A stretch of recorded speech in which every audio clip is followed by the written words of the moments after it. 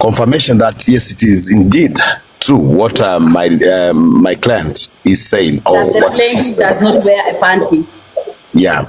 Right. They are going, Senior Counsel, may I take the mic? I think they're intending to cause maximum damage.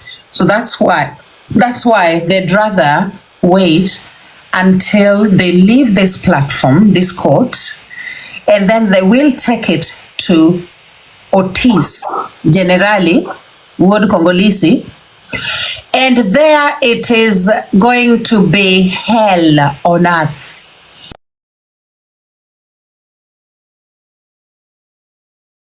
Hello guys, it's your girl Patience Status. Welcome and welcome back to my YouTube channel. If it's your first time here, make sure you hit the subscription box and put on the notification bell so that you don't miss any time I post a new video. Remember, I'm the queen of online gossip. So welcome to today's video. Don't forget to give it a like and leave a comment on the comment section.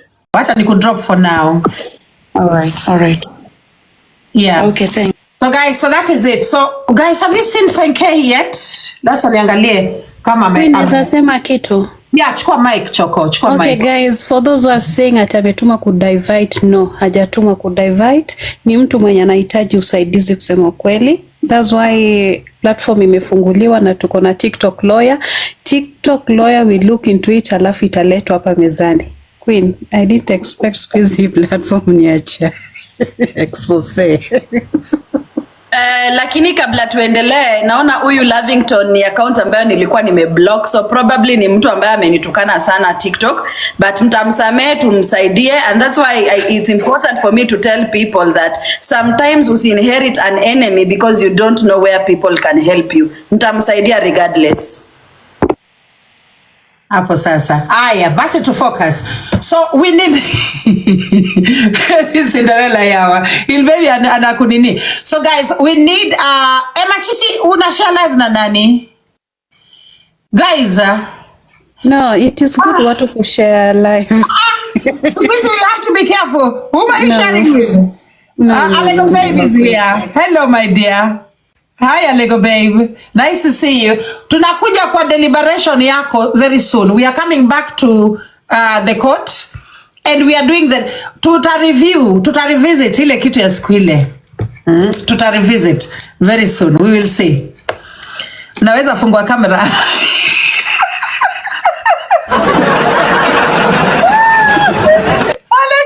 Alego amekuja na direct to whatever, but anyway, Nisi revisit sawa Lego babe. Thank you. Oh, Ruthless. Thank you so much, Ruthless. Thank you. Kumbe Ruthless ni a very good supporter of content. Thank you so much. Guys, cheza nina live goal tafadhali. Let me go back to Sonkei Chorus. TikTok lawyer, what do you have to say? Kuja na kamera tafadhali, TikTok lawyer. Give us your opinion on what I have just said tafadhali. Because I am of the opinion. Mweke big screen. Mweke big screen.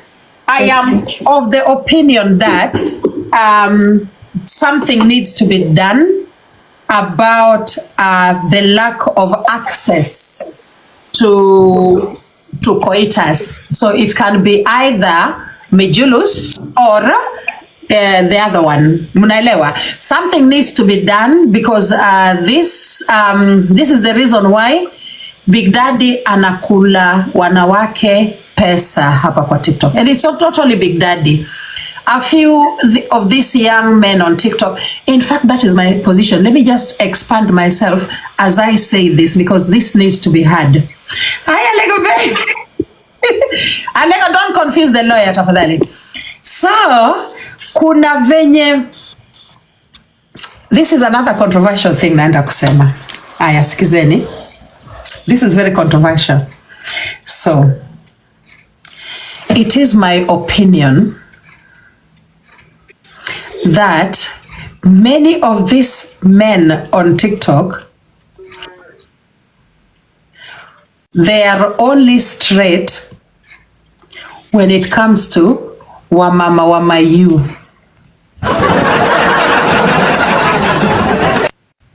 That is very controversial, guys. Nimesema hivi ya kwamba wababas, this young men of TikTok, nilisikia juzi Githaiga alikuwa anapelekana na Peter Kioi. Peter naulizwa, kwa nini umeongeza kilo 3?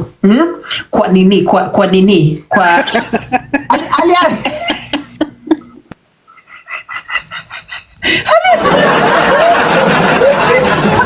aliambiwa ameongeza kilo 3 kwa nini? Kwa nyash. Yeah?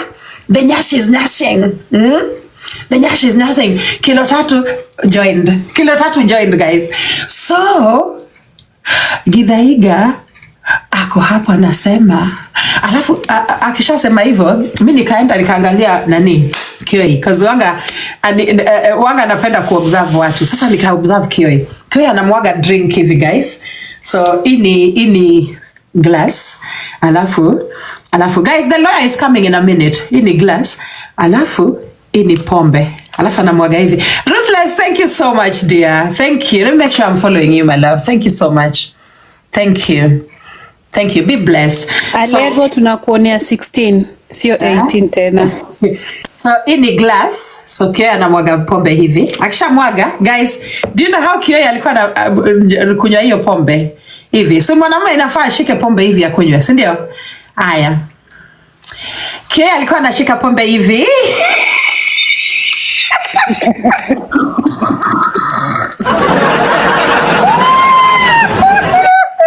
Hakuna mwanaume street hapa TikTok. Wote wanakulwa mkundu. Guys, Alego, wacha hata Alego babe. Unajua nilishtuka. Nilishika. Sasa hizo nani ameshamcharaza? Githaiga ameshacharazana. Alafu sasa nikasema wacha nione. Let me go by Kioi nimuone venye na nini. Ako hapa na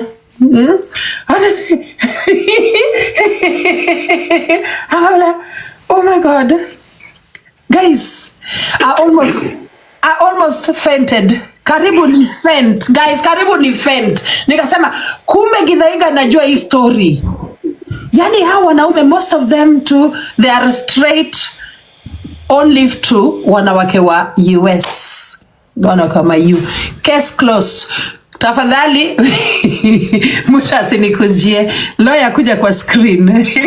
Wacha nikwambie kitu moja, Lady Jacqueline. Yes. Unaona watu wengi sana. Yeah. Unaona kama mimi Alego, watu wengi wanajua mimi watu walikuwa wanajua mimi ni ile mrengo nyingine. Lakini hao wanaume wenye wanajificha, most of them wanakulwa mkundu hapa nje. Either wanakulwa ama wanakulana. Kwa sababu wanakulana. Most of them they prefer that to, you know, KUMA. Wana prefer hiyo kushinda. Hiyo inakwambia ni mashoga wote ni mashoga. Na wanataka mkundu ndogo na watu hawajui, imagine. Wote ni mashoga na watu hawajui Unajua mimi siku hizi unaona Lady Jacqueline sakangi kuongea juu niko na mabeshte mashoga. Na wenye nishaona huko hapa TikTok nao. Hapo sasa. Nikiwaambia kitu mnasemanga Alego after 1 year mnarudingi mnaona niliwaambianga ukweli. After 1 year hata ukweli hata niwaambie kitu hapa nashinda nikuambia hii kitu inafanyika. Alego is bitter. Alego is like this. Alego is like this. Baadaye mnakujanga mnapatanga ni ukweli vitu mingi miwapia. Siku hizi na nyamaza juu sina lawyer wangu ako Uganda. Hi lawyer, wacha nisalimia lawyer. Hi baby, hi. How are you? Hi chocolate and alpha. Hey. Lego, hii ni ubaguzi yangu, unasema tu hi chocolate and alpha. Okay. Yani kiriwa. Mmesikia yuko Uganda, guys. Hi chocolate baby. Hi Lego. Hi alpha darling. Hi alpha. Mnataka niwasalimie hivyo ndio mjue mko poa. Hapo sasa. Twende sambamba. Hi darlings, how are you? Mwenye ananipenda nitumie swan pia mimi. Guys, tumieni guest. Thank you Ruthless. Kubwa madongo. Sasa TikTok lawyer adwa wachogidholuo nikech gini osebiro kae brother. Nipe 1 minute. Wacha Alpha aongee tafadhali. Alpha, welcome. Ukiweka nini profile picture ndio sasa ndio wasi. Weka tu kamera. Alpha, Ladyj, hi. Hi, how are you? How are you? I'm good, and you? I'm well. Yeah, actually, I want to drop. Though I know you and you know me, right? Actually, I just requested mistakenly, and I want to drop. I was doing something and my phone recorded, like. But nakusikiza. Asante, Alpha. Asante. Guys, is it my network or Alpha's, guys? Ni yake, si ndio? Yeah. Si tuko sawa. Yeah, tuko sawa, si ndio? I'll request by accident, guys, but it's nice to... Lakini Lady Jacqueline, lawyer si amefunika vitu mingi sana. No, lawyer ako kazi. Amefunika vitu mingi sana. Wacha lawyer afanye kazi kidogo yawa Lego baby yawa. Lawyer chukua mic kwako yawa. Hey, a Lego babe. Hey, yawa. Kumbe ni Young Land Association na nini. Oh my God. Mimi nataka hiyo swan. 50%. Thank you so much, Ruthless. Thank you. Oh, thank you so much. Oh, by the way, Lady Jacqueline, your granddaughter is graduating tomorrow at Mount Kenya University. Unakumbuka nikikuja hapa? So we are now done. So I'll be traveling back to Nairobi today. I will arrive in the morning. I'm going to Mount Kenya University. Take anybody who wants me, I'll be there. And she's graduating. Ha! So unaona nimefanya kazi mzuri, nimemaliza. Hadi mkinitukananga mjue niko na graduates wawili na moja amemaliza secondary sahi. So mimi ukinitukana, my life is continuing. Lego babe. Unaona hapo penye unataka kurenovate hiyo nyumba yenyu, yeah? Yeah. Kuna venye tunaweza fanya something with you. Wewe kaa tu hapo, we mute. Lawyer, Time yangu ya microphone, si ndio?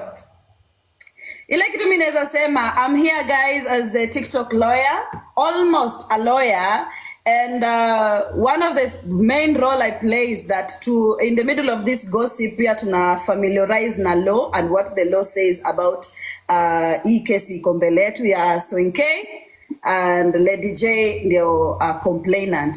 I strongly believe that watu wenye tumekuwa kwa hii live tumeona Sonkei is a snitch na amedefame Ladyj for quite a long time.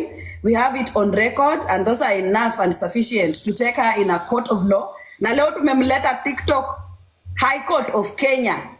Hapa ni High Court and the mashtaka iko mbele yetu ya Sonkei ni defamation, and also I'm adding another charge on this Sonkei. I'm adding character assassination. I'd like to explain the difference between defamation na character assassination. Defamation ni ile unasema a statement which is false. Sonkei clearly said that amelala na Ladyj, which is a false statement. You and me sitting at home hatuwezi jua what happened and transpired in that room. But in any way, if Sonkei has a recording or a love text that could indicate there was a love connection between her and this lady called Ladyj, it could give a directive on a court of law that wao wamelala pamoja na wanatamaniana, if I can use that. But you see, there is no such record, so we are going straight to defamation. The reason why I'm adding character assassination is that inside this lie, ameongeza akisema the hygienic standards of our Lady Justice, Lady Jacqueline, ndio maana ni dirty standards, ni chafu, ni what and what. Na bado hapo tu ndani tuko na invasion of privacy, because what if the hygiene standards are not okay with her? It shouldn't have come to social media. It should not have come out of her mouth. The complainant, could she confirm two things? Number one, the nature of relationship he has with Lady Jacqueline. And number two, could she confirm to us that she's the one who paid for the transport for Lady Jacqueline to California, and what was the purpose? Thank you, madam. Sonkei, could you respond to the question? I think Senior Counsel Mtandaova, your microphone is kind of moving. When you are addressing the court, please make sure just into your mouth so that we can get it clearly. Thank you, my lord. It's the question, actually. Thank you, my lord. Amicus curiae, I'm a friend to the court, so I'm not biased. So I just wanted the complainants to confirm two things for us. Number one, the nature of relationship she has with the accused. And then number two, if the complainants could confirm to us that she's the one who paid for the transport for Lady Jacqueline and why. What was the purpose of the visit to California? Thank you, my lord.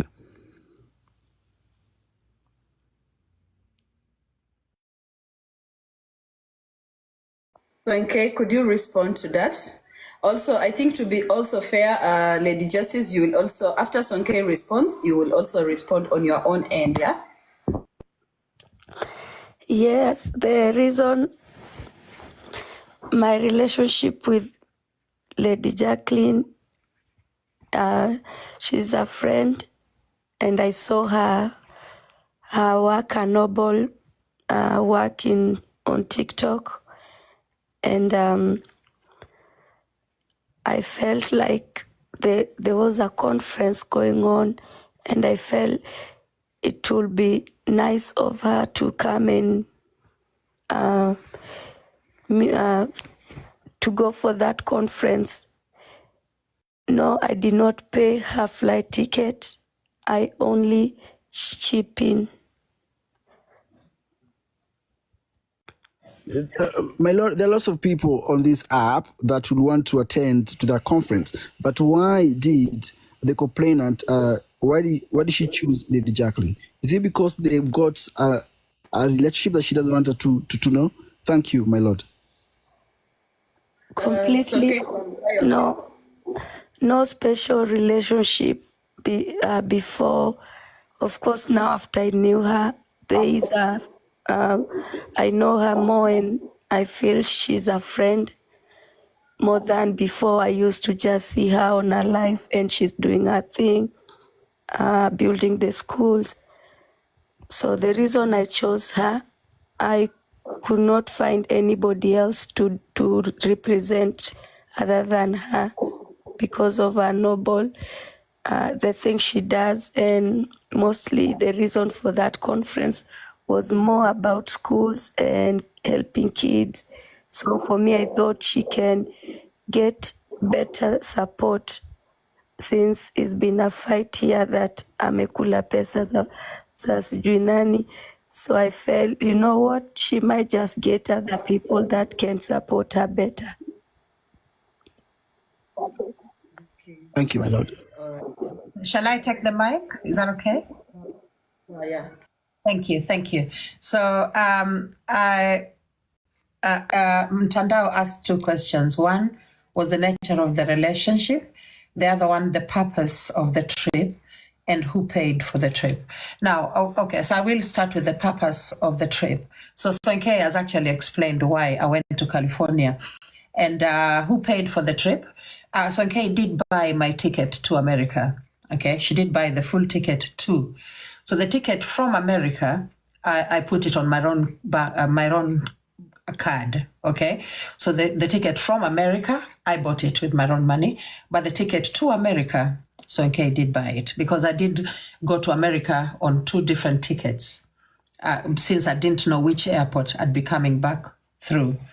Okay, so apart from that, Sonkei, the conference did take care of my accommodation and my food and my entertainment. So the conference organizers, not Sonkei, but the conference organizers, just alongside other participants. So that was taken care of. The 5-star hotel, the food, everything was taken care of by the conference. Now, that I hope that clarifies it. And of course, I'm still very grateful that Sonkei decided that I attend the conference. And nature of our relationship, just nothing, you know. Initially, it was Lady J and her fan, okay, Lady J fan. But of course, after this trip to America, I started seeing Sonkei more like a friend, I was able to elevate her to the point of friend because of the way that she treated me. She treated me cautiously, and it was very, very kind of her. So that's why I decided now I'm going to treat her as a friend. So I don't know whether that answers your question, but that's it, really. That's it. Yeah. I beg to apologize because I'm also not above the law, but sometimes some of the comments on the comment sections are really, really hilarious. So at times we are human. There's some things Kenyans are writing there that, please, I'm really sorry. I apologize to court. So we continue. TikTok lawyer, I'm so sorry. For those who are joining right now, ni court session. Msiweke judge acheke na msiweke watu wacheke. Alafu utaangalia kwenye nini yako, kwenye multi guest, kwenye courtroom for wenye wanataka kuingia kwenye court, Ladyj, uangalia wengine wako private na wanataka kupanda juu. So you have to check. Sorry, TikTok lawyer. Okay. So, my lord, again, this is please refer to me as friend to the court. So, for the purpose of this session, my lord, is there here an element of blackmail between the accused and the complainant? The reason I'm asking this question, my lord, is in this republic of TikTok, people have normalized blackmail, and that's what people call chai.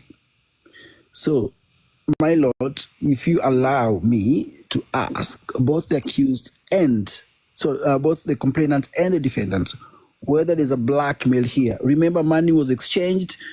People had good time. Going to America is not 10 shillings. It's a lot of money. Okay. And sometimes those people that are being supported, they're being required to be loyal. Now, my lord, I've got the history of this republic. I know the defendant here.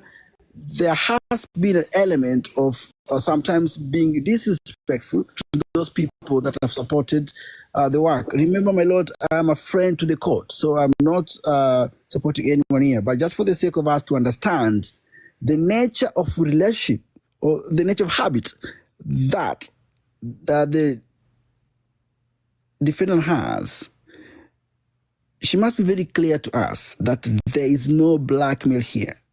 And also, Sonkei should be very, very clear to us that the reason she's coming out is not because the deal has gone sour. Thank you. Your Honor, allow me to respond to that question before our defendant, who is Lady Jacqueline, does so. Mr. Kuria, Amicus Kuria, Mr. Mtandao, you are Senior Counsel Mtandao Varsity. You have to understand that we've dealt with the defendant, who is Lady Jacqueline, and she will go anywhere, even to the hell, once she hears that there is something concerning money, or there's something she can gain from anywhere. Sonkei, my client, told us verily that she has this foundation that helps Maasai-based schools back in Kenya, East Africa. Now, she incorporated Lady Jacqueline, the defendant right now, to come and have a chunk, since she knew that Lady Jacqueline could even go to Lebanon to go get those funds, or anywhere. She doesn't care. Lady Jacqueline will go there without panties and anything. She doesn't care. She can go there naked. I beg to go back to my client to take us back on how it all started and why did she choose Lady Jacqueline, and Lady Jacqueline wasn't a Maasai.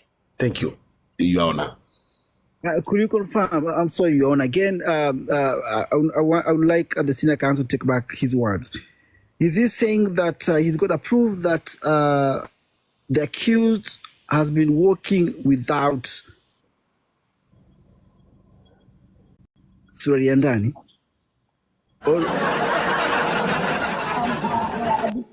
Before there is a response given to that, I'd like to clarify that the case brought forward to us today in this TikTok High Court, it's from Lady Jacqueline accusing Sonkei. So Sonkei is the accused, in other words, the defendant, and the complainant or the plaintiff is Lady Jacqueline. So let's be very clear when we are addressing either Sonkei or Lady Jacqueline. Sonkei is the defendant, the plaintiff is the Lady Jacqueline, right? So yeah, when you say, yeah. My bad. I thought we were defending our thing, but we can also, we are defending our from the complainant on from the plaintiff. So yes, it is evident that on multiple times, not once or twice, not thrice, that the complainant, who is Lady Jacqueline, hasn't been wearing pants since it's a lot of things. So yes, diversity, we can confirm, and we've already confirmed several times. So that is nothing. It doesn't even carry the weight of this court today. Thank you, Your Honor. I think we're going to sustain that, because itaturudisha nyuma. We would like to just continue. Let's move on from the pant. Let's move on from the panty. So, Sonkei, you were to respond to a question that was asked. You were asked, actually, the element of blackmailing. Mtandao had actually, just take the mic. I don't understand. Blackmailing at what stand is that? Thanks, okay. I'll explain to you. There's a reason why you've been brought to the court, correct? Yes. Right. And by the time things come to public, that means the effort has been made privately, and the accused and the defendant could not agree. Hence, they're coming here to look for justice. So okay, are you saying that there's no blackmail here? Like Lady Jacqueline has brought you here not because of blackmail, or why are you here then? Thank you. There's nothing with blackmail.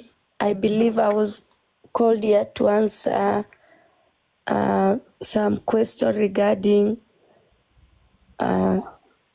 stuff that have been said about her. Chai, use the word chai. So why chai? Can I say something, Tandao? Sorry for interrupting. We were here before you came back. There was a live that went on between Geoffrey and Malisafi, and they were accusing Ladyj. It was defamation of character, or the judge can say about it. They said that alishuta kwa nguvu, akakuwa na mavi kwenye mkundu. So that is the defamation you are talking about. It's not about to pay the ticket or what happened there. The problem is the defamation, because Lady Jacqueline's character has been, So you can give the what we started with, because there was that recording that went on, and it was not a good one about Ladyj. Thank you. I did not know that Kushura is illegal, but thank you very then much. You can ask what happened, and then now from there you can know what happened, because the problem is not about the tickets. Thank you. Much appreciated. Thank you. Okay. I think what Senior Counsel Mtandao meant, he was trying to ask if there was an element of blackmail, but for me, I didn't quite get him. All I understood was kuna chai Sonkei has against Lady Jacqueline, which anasema vizuri kwa recording kwamba anakuwa invited na Boscan kuachilia hiyo chai na kuna chai, and then we were stuck at where Ladyj said akoredi hiyo chai isemwe hapa, and she gave consent that anataka Sonkei aseme hiyo chai hapa, but Sonkei on the other hand was trying to evade the question na akasema anaomba asirespond to the chai because she doesn't wish to release it yet. That's okay, am I right? Yes, copy. Okay, so okay, you want to say something? Amesema yes completely. So affirmative. All right. yeah, it's very affirmative. Lady Jacqueline, you wanted to say something? Yes, I've got something to say. So there is something that Mtandao amesema has said, and also something that Raf Muli has said. Now, Mtandao spoke about my lack of gratitude to those who've supported me. I think, Mtandao, you are saying that in reference to my former cabinet members with whom you sometimes have coffee. So I appreciate you being that kind. However, I have expressed gratitude ever so deeply to everybody who supported me before. And you can, if you wanted evidence to that, there is a video on my platform where I'm just telling everybody, thank you so much. A few videos down, maybe 4 videos from the top, and I'm just expressing my gratitude. Thank you. God bless you. I don't know what I'll ever give to you. So I don't think that's accurate. It's just that the cabinet is what you call a runaway cabinet. Thank you very much. Now, so what I can say about what Raf Muli has said, or Lady J can smell money wherever, and she will go to Saudi because of money.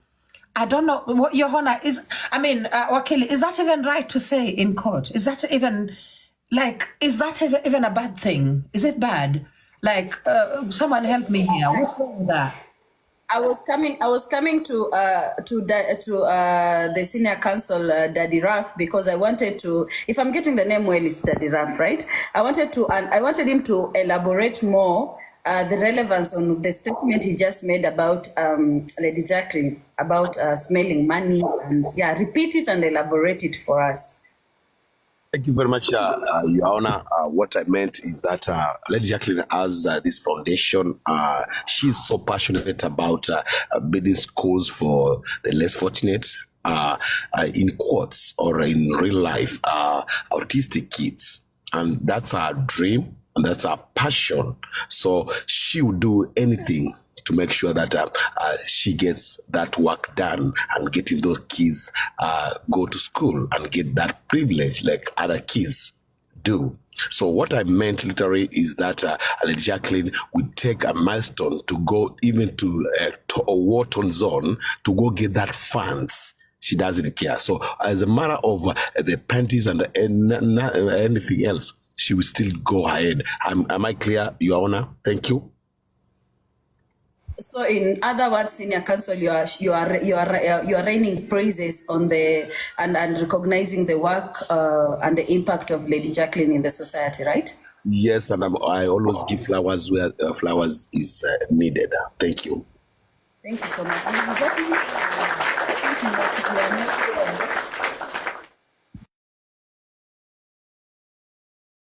Lady Jacqueline, are you clear on that? Yes, I am, and I wanted to make something clear because you see when you come on a public forum and then you say so and so does not wear chupi. I've seen someone write that in the comments again. I just wanted to let people know that Lady J here is a radical feminist, and as a radical feminist, I look at the different methods and mbinu, I think I'll call them mbinu, that men of society used to reduce the movement, the free movement of women. One of which is making female underwear very, very uncomfortable. Right? So you will find that the female underwear, allow me to bring that to court. Is that okay, Wakili? So you'll find that the female underwear holds, it touches so much on the thighs of the woman. It will rub against, the thigh. It will make the entire area a bit... I don't know what adjective to use. Sometimes even so. So as a feminist, I decided to get rid of the female underwear. Thank you so much. Okay, Carol, thank you for that word. It's not quite the word, but thank you. So as a feminist myself, I decided to rid myself of all these teensy-weensy little hurdles that men put in the ways of women to make them access women better, and Point of objection, my lord. Yes, that is why Point of objection, my lord. Lady J got rid of the female underwear. Thank you very much. Thank you, Your Honor. Let me mute. Senior Counsel Mtandao, you want to say something? Indeed, yes. Thank you for that. Just to clarify to the court that when we reduce feminism into wearing underwear, I think we are belittling what feminism is. And also, for the sake of the public, could the complainant explain to us what she means by being feminist?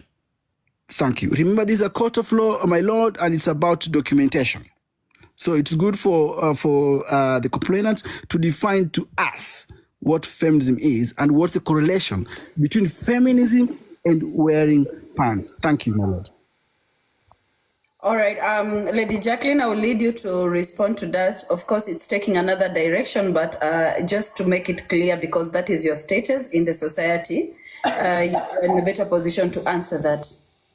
Okay, so I'm going to say this, that as a radical feminist, I base my existence upon beliefs, a certain set of beliefs, one of which is that men are equal to women as women are to men, okay? None above the other. And I believe in destroying structures that have succeeded in the subordination of women in society. One of such structures, of course,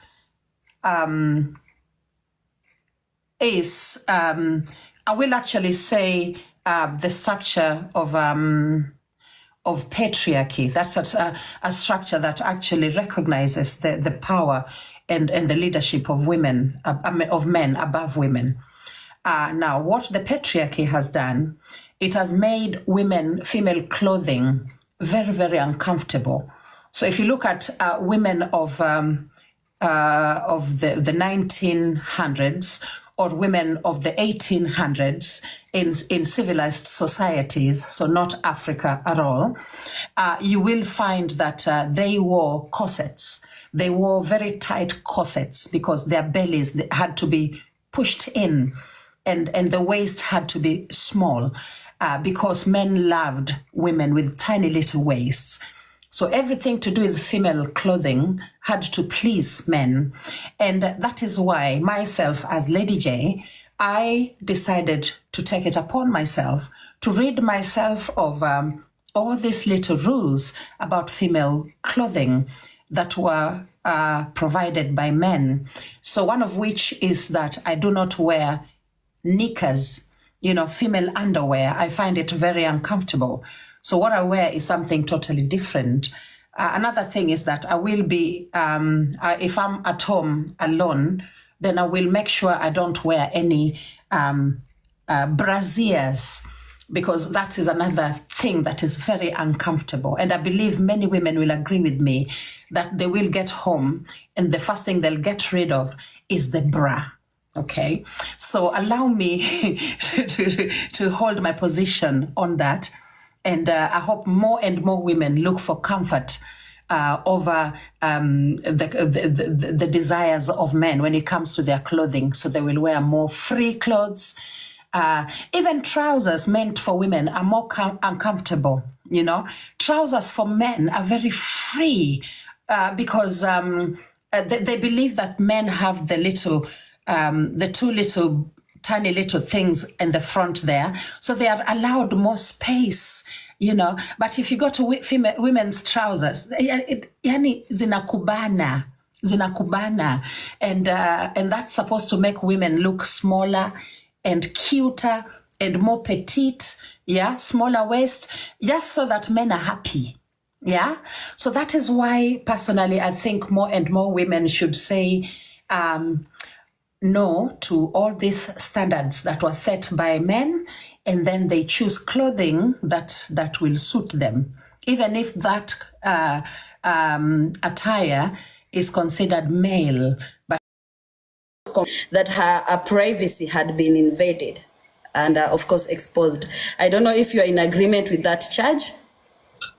I'm not in agreement with that because when she came to these courts, you saw her in say that I'm going to speak the truth, say the truth, not the truth. So Lord, help me. Thank you.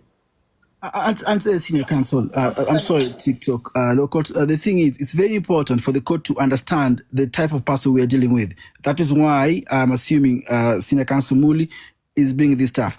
And also, my lord, because again, due to public interest, just to correct Lady Jacqueline, that feminism is not about equality, but it's about equity. Giving opportunity to other people, not being we want to be men. Anyway, let's move on. Thank you, my lord.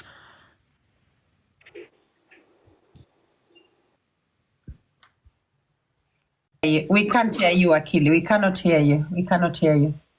Yeah. I'm sorry, can you people hear me? We can now. Yes, Yeah, Lord. Yes, we can. Yes. Yeah, there's some distraction with some calls, yeah? So I'm sorry about that. I think I was trying to say that we are going to come back again on a different sitting about this feminism kind of a thing, because I'm also more interested with whatever the definition is. Of course, everyone has a right to approach it in according to their understanding. So we're going to divert our mind from the feminism and let's stick on the charges against Miss Sonkei, who has been brought forward at these law courts, so that we can get to the root of whatever this court and of course the senior counsel will decide. I can see that she has pulled up a defense system and now we are having a balanced question in this court. It's very important. We were just proceeding from a recording. I don't know, Chantel, senior counsel Chantel, do we have Geoffrey on audio or on call or to join us live? Because he was at work. We need him to come and confirm the origin of this statement. Yeah, Marvin Amshuto na bonge la mnuko. We need to move on from that part. We really need to. What is our way forward? Hajatuma the recording, but let me call him again. All right, just try to reach out to him as we wait. Of course, yeah, he's working. He has already let us know, and we respect that. Lady Jacqueline, back to you. We were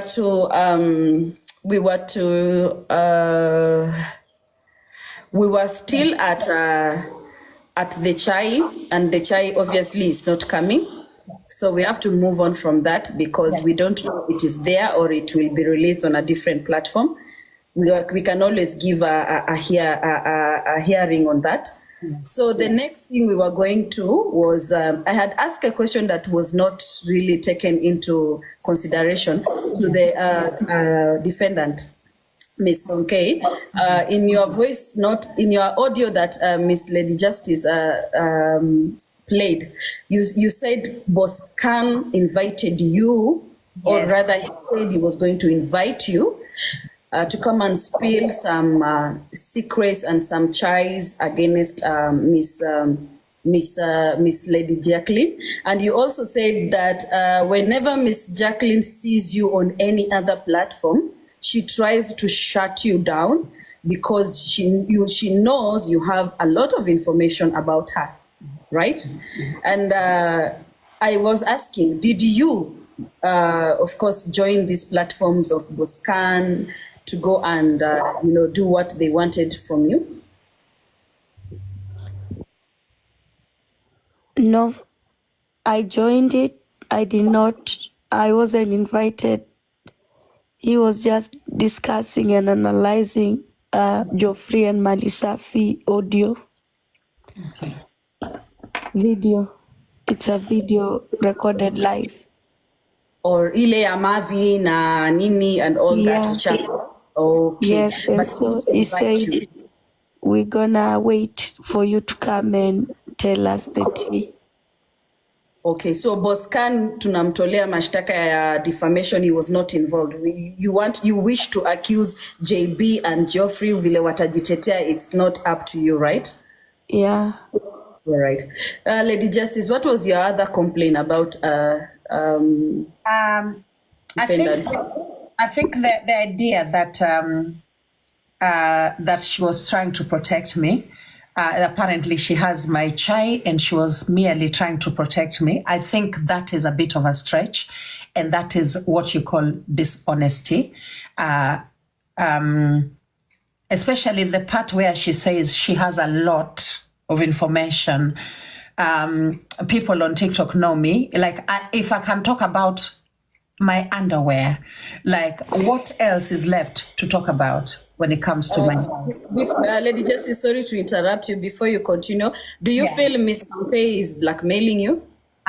Yes, I feel like she's doing that because if you look at the recording that we just played, she is actually threatening me that she will talk. Yeah.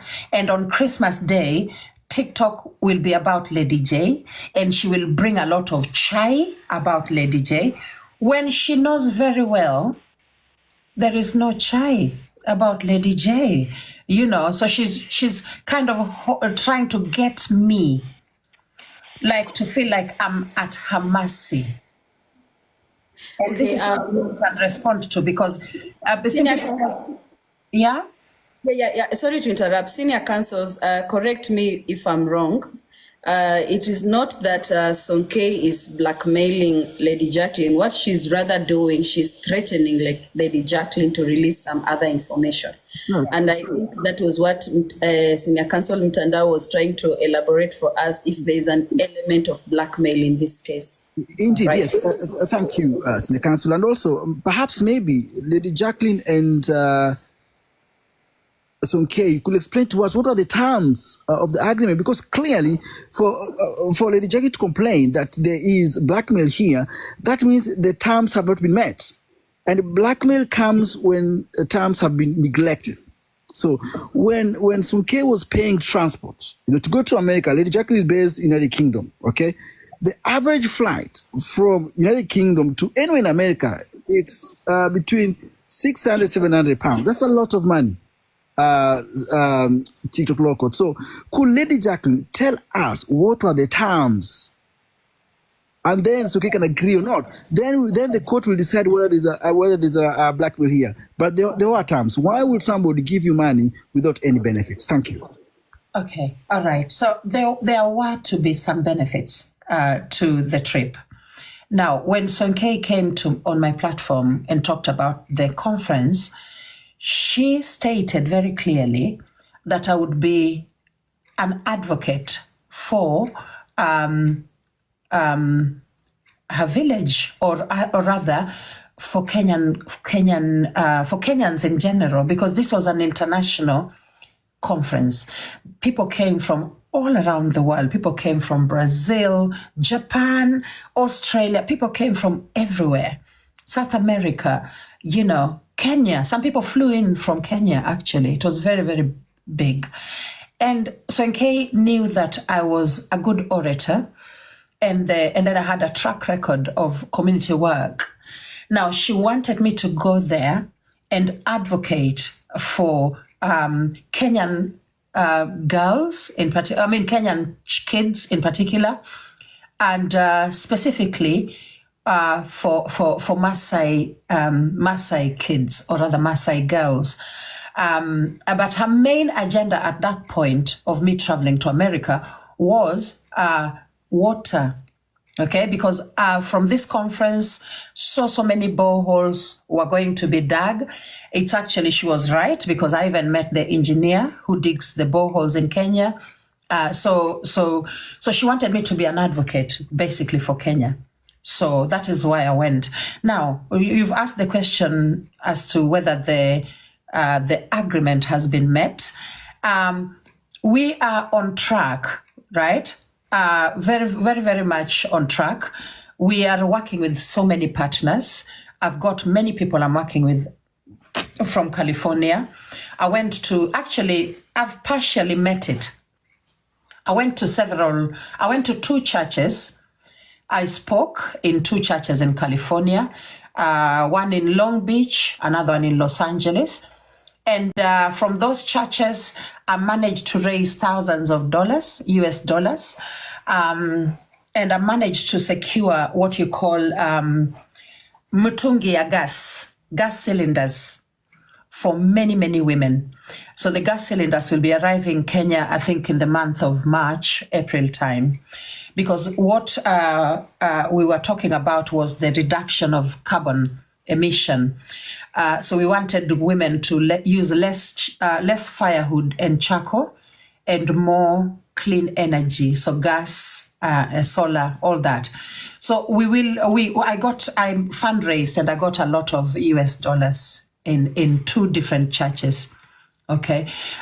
So partly and then in those interactions, I was also able to make very good connections. I met very, very many retired teachers who also want to come and see our schools. I spoke about the need for a school in Maasai land, a girls' boarding school, because even though our agenda was to reduce the amount of firewood being used, and also mjue ya kwamba firewood ikiwa inatumika, the young girls have to go collect the firewood. So these young girls, they end up missing school kwa sababu lazima watafute kuni, watafute maji.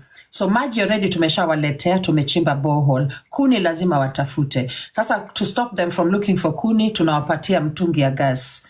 Okay? So gas cylinder with literally, sasa wanapika tu na gas.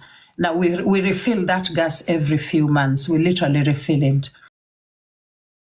One Maasai that happened to be a very bad thug, a very bad thief by the name Peter Kioi, and she compared her with the Lady Jacqueline, and she chose to go with Lady Jacqueline, since she can put track on whatever she does. Being given that also Lady Jacqueline is not that also clean, but she's cleaner more than Peter Kioi. Thank you, very important, Your Honor. Yes, and they say, Your Honor, they say she's gonna steal the school and take them to Bondo. Yeah, naweza wasema kitu. Okay, mtandao, I'm responding it to you. Sio lazima mtu akue Masai, sio lazima akue Mjaluo, sio lazima mtu akue lugha fulani ili kutekeleza jambo. Mtu anaweza kuwa na kibali, mtu anaweza kuwa mtu wa maana zaidi kutakulio problem yenye iko hapo hivyo. So hiyo is like tribalism kwa unajaribu kuingiza hapa. Yeah. My lord, let me clarify that again. No. It's about relevance, friends. Okay, and maybe we should define what tribal means. When someone is tribal, that means they're being biased against a particular community. Okay, I'm not calling it Jacqueline as she's tribal. No, I'm talking about the relevance of a community. Relevance, please, guys. The word is relevant. Someone who understands the culture, someone who's part of the culture. I'm not talking about tribal. No, it's about relevance, friends. Understand the community better than we do. I can be educated, but I cannot go and say I want to be president of India. I don't know the community. I don't understand their culture. Okay, I don't have any knowledge about the community. So, my lord, please let us be very, very careful when we are talking about tribalism. So we are sexualizing wearing pants. It's more of hygiene, friends. Okay, and it's not a human right to wear pants. So the only reason why I brought the idea of pants here is to try and show the court the character of the complainants. Based on what I'm not bringing rumors here, I'm bringing stuff that are to the public.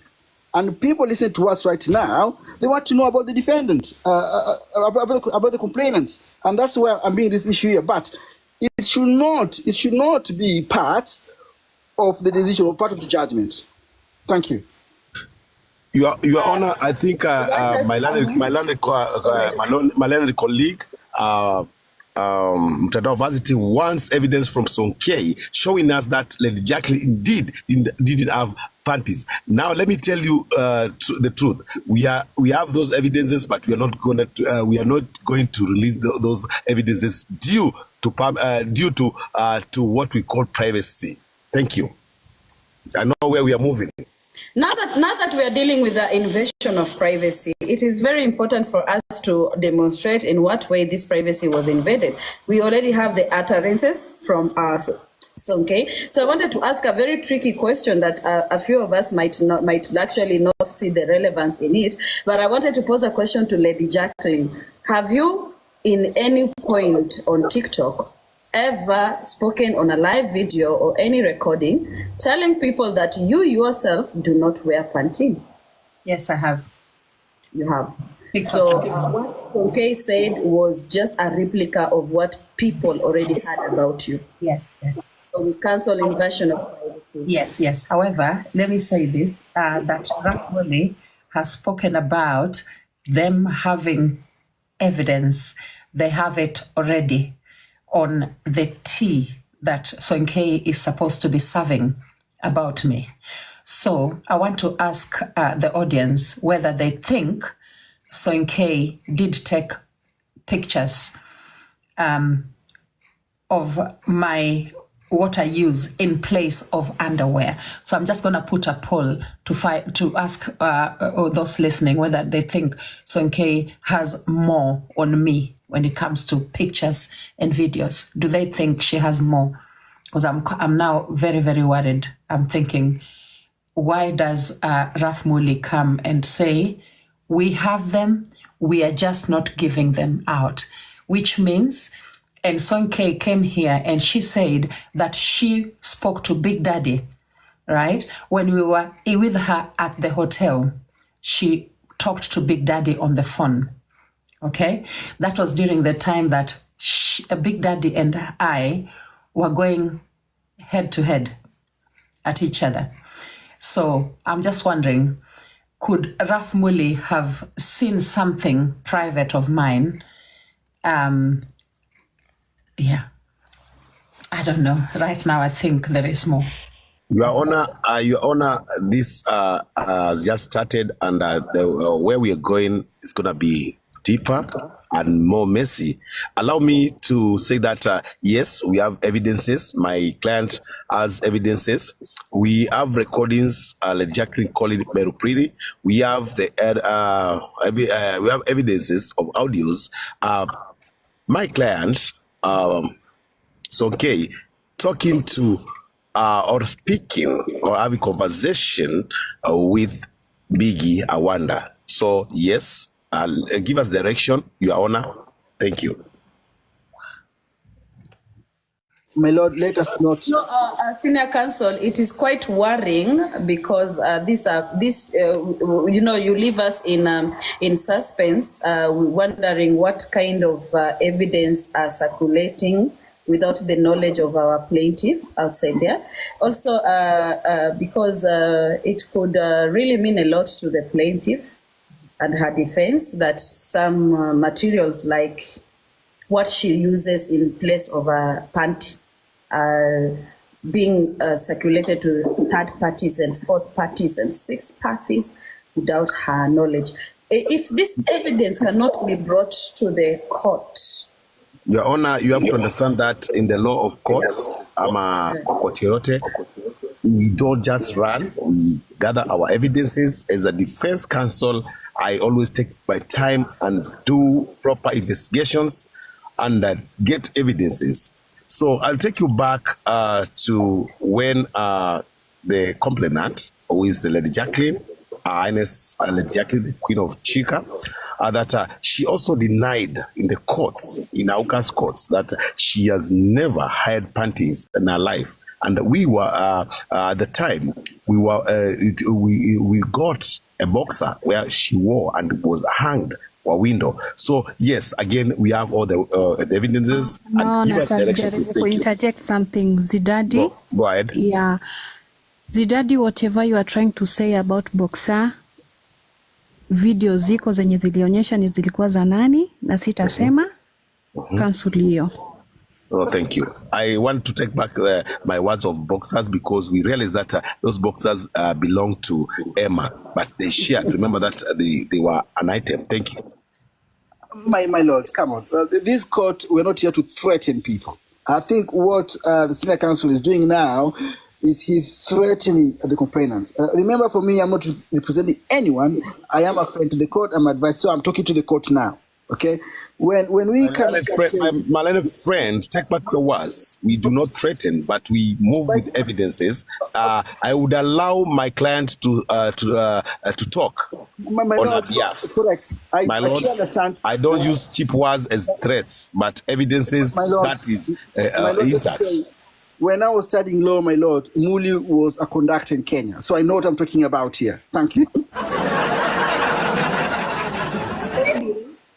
Can we just have those evidence presented to you for analysis so that we get to the I think it is. I think Senior Counsel Muli, it is a worrying allegations when you say you have something as private as that circulating, and at this point, I think Lady Jacqueline, you are allowed to approach this with the law, so that data analysis can be done if you can access Sonkei in whatever region you people are, to extract what exactly are these evidences that could not be presented here, for us to just finish this sitting without leaving.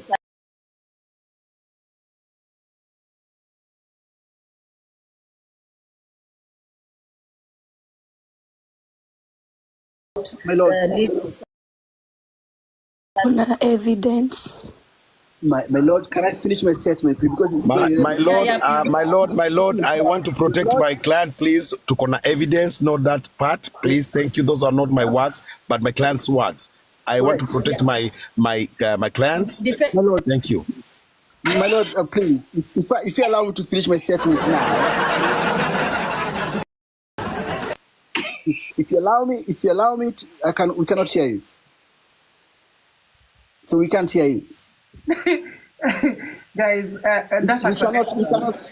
we cannot hear you. We cannot hear you at all. Lawyer uskiz. TikTok trends. I mean, hi. Really? Can you hear me now? We can now, yes. As I was saying, I'm really sorry, because some people are trying to contact me, but of course I'm ignoring. This court is very important. I just said that Senior Defense Counsel, we have already gotten the main in news that you wanted to break for us in this court, that you have evidence. Of course, you would allow a friend of our court to finish his statement, so we can also know what he wants to say in contribution. Please, thank you. Thank you very much. My lord, and to the court as well. When people talk about evidence and they don't show it, that means that they are holding somebody hostage. Okay? And that is why if he cannot be presented here, my lord, again, that's a threat. And if you can, if the senior counsel can come to a law court and threat somebody in the court, a place where people are being protected, a place where people should feel safe, then we must wonder, what are we doing here? Let's go to kangaroo court then, to them tayari tupige gumzo. But if we're here talking about evidences, okay, Muli cannot come and say, I've got it, I'm going. No, we're not in war. We're not fighting here. Okay, we are not doing a Mau Mau rebellion here. We're not. So it's not a war.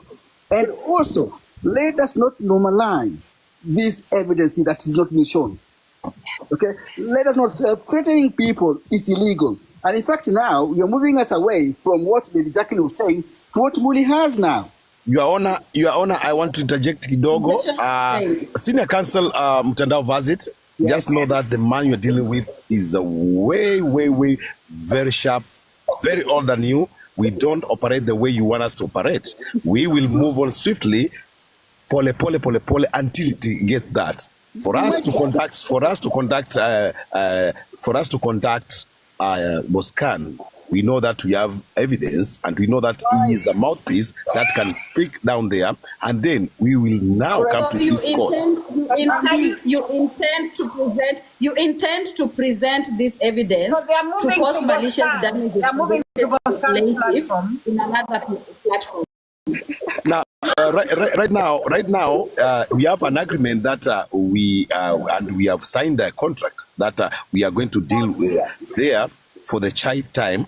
Then bring everything to court. So allow us to gather all the evidences that we have. Don't force us to do anything. Yes, and my clients, please.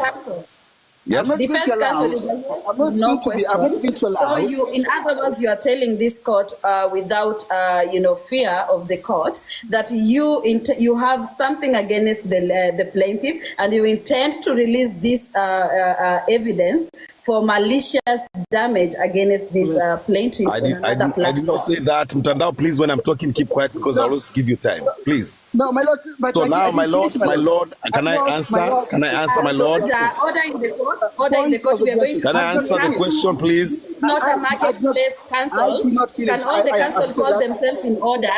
This Yes, is not my a lord, marketplace. We have 2 years and My we lord. must listen over time. So, my lord, I'm being discriminated upon.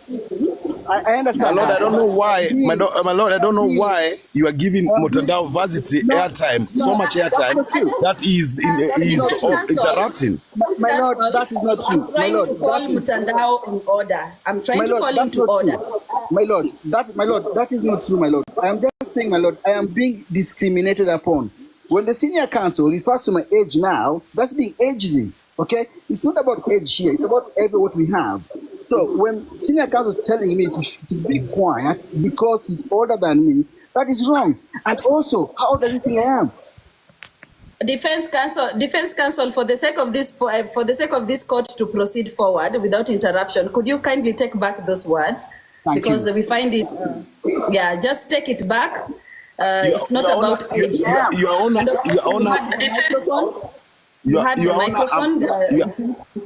Honor, I'm a barrister, and when I say something, I mean it. When I say I'm older than senior counsel, junior counsel Mutandao, it is true, and I'm not taking any word. I'm a senior, and he's just an amateur. Thank you. I'm not taking anything, Your Honor. Thank you. My lord, when I was studying law, I said Muli was a conductor. So age doesn't matter here. Age is irrelevant, my lord. Please, could you take back his words? Thank you. My lord, my lord, is it in order for our learned friends here, counselors, to start arguing about age instead of going articulate the important thing? Is it in order? We are all learned here.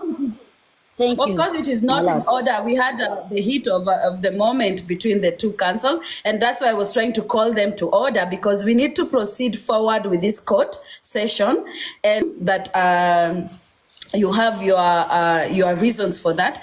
Proceed with what you wanted to say, because I just asked you a question. Do you intend to release some the private articles or pictures or whatever you have against the plaintiff on another platform to cause malicious damages to her, and that is why you would rather not bring them to here, or you feel that you're going to gain more in another platform than this court?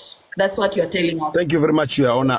As per my client, the agreement is that when we get a fair and neutral ground, we will release those evidences. And now that we have found that you, as a TikTok lawyer or a TikTok court, we can also decide that we can release here we can release the evidences here if we have agreement with my client. Thank you. Very important. All right, so we would like to consult with your client if she's okay, if she gives you consent to release the evidence here. Sonkei, are you okay to release it here, or you still want to hold on to it until you can get another platform to release them? I will hold it until I get the proper space to do it. A proper direction from your defendant. Thank you. Yes. Or do not want to do it in front of the plaintiff, who is the main character of your evidence, right? No. You just want to go behind her back and do it. Not behind her back, no. Because counsel, the rest of the counsels that are on the panel, kindly help me understand what the defense is trying to portray. Are you trying to say that this court is not competent enough to give you a platform to just do what you want to do to the plaintiff? Your Honor, we did not say that. We did not say that. We just saying that time will tell, and we are going to release all those evidences here, but not now. Allow us to move swiftly to get the matters. For what intentions? For what intentions? Is it malicious, to cause malicious damages on her reputation, or to continue this online beef and online friction that we are having against the plaintiff? Your Honor, those are your words. Those are your words. Those are not our words. Thank you. I'm just asking a question, defense. I'm just asking. No malicious intended. You're going to release it for friendly purposes. We are going to use it for confirmation that yes, it is indeed true what my client is saying. That the plaintiff does not wear a panty. Yeah. They are going, Senior Counsel, may I take the mic? I think they're intending to cause maximum damage. So that's why they'd rather wait until they leave this platform, this court, and then they will take it to Otis, Generali, Ward Congolese, and there it is going to be hell on earth. It will be total annihilation. And that is causing me a lot of anxiety. That is causing me a lot of anxiety. I don't know why somebody that I trusted Sonkei. Why Sonkei would do this to me, I don't understand. I don't understand. Your Honor, my client is not going to be bought by emotions. Yes, let us move swiftly. And yes, we have plans on how to do things. Thank you. And also, my lord, could I just ask the court, how were these pictures taken? Did Jacqueline give permission for these pictures to be taken? Were they secret pictures? Could the accused confirm to her or tell us how she got these pictures? And my lord, this brings us back to blackmailing. And as I said, we are normalizing blackmailing because it is illegal. It's illegal. Can I say something? Before you respond to that, I would love us to be very accurate with the terms we are using in court. When you say something is a blackmail, is when I'm asking you in exchange of something, right? So she is clearly threatening the plaintiff, of which now the plaintiff is allowed to seek further help outside this court with the legal systems in her region, to have this, the defendant take an undertaking that if there should be any malicious damages on her reputation, she is the first person to be held responsible, because we have it on camera. They said they were going to do it.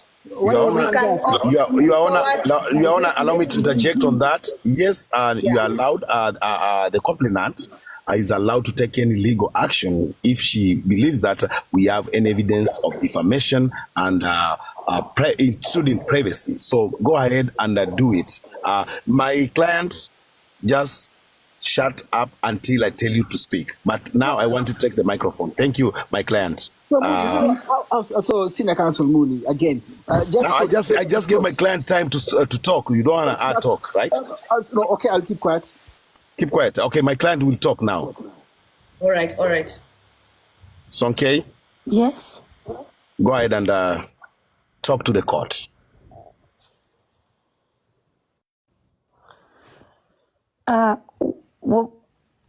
You want me to talk about the pictures or what?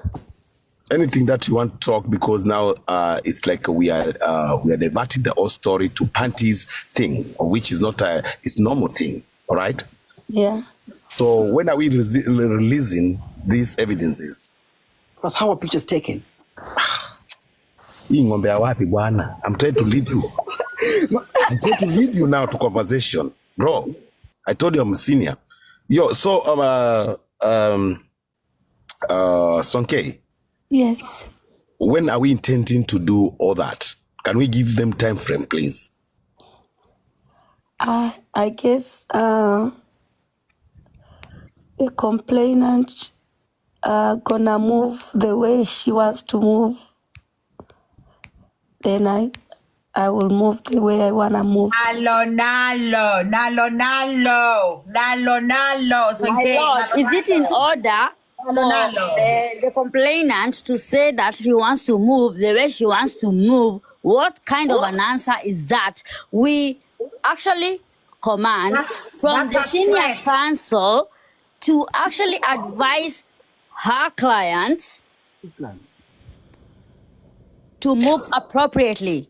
Thank you very much, Your Honor. And I want to tell you the difference between Sonkei and Dionys is locations. One in Canada, one in America. Thank you, very important. Don't take I'm a senior counsel, and you are the senior counsel for Sonkei, yes? Thank you.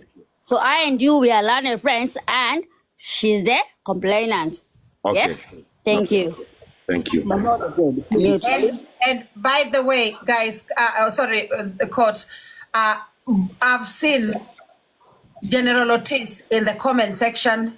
He is having fun with this because he is waiting for Sonkei on his platform. And Boscan is also in court. Boscan has just attended court. Yeah, he's the one waiting for the tea. He's waiting for all the tea. Accused. He was. So this is blackmail. I'm being blackmailed. Boscan was the one who played the video. I'm being told, you shut up or we release stuff. That's what they're trying to do here. Yes, and I wanted to approach the Can we approach the bench? My lord. Excuse me, guys. Lawyer and the senior counsel. Because we understand that Can I say something? Okay. Can I say something? Can we approach the bench? Can I say something, lawyer? Yes, you can approach the bench. After Choco says something, can the council approach the bench? Because I would love to just keep quiet and listen. And let's also recognize the power of this TikTok High Court.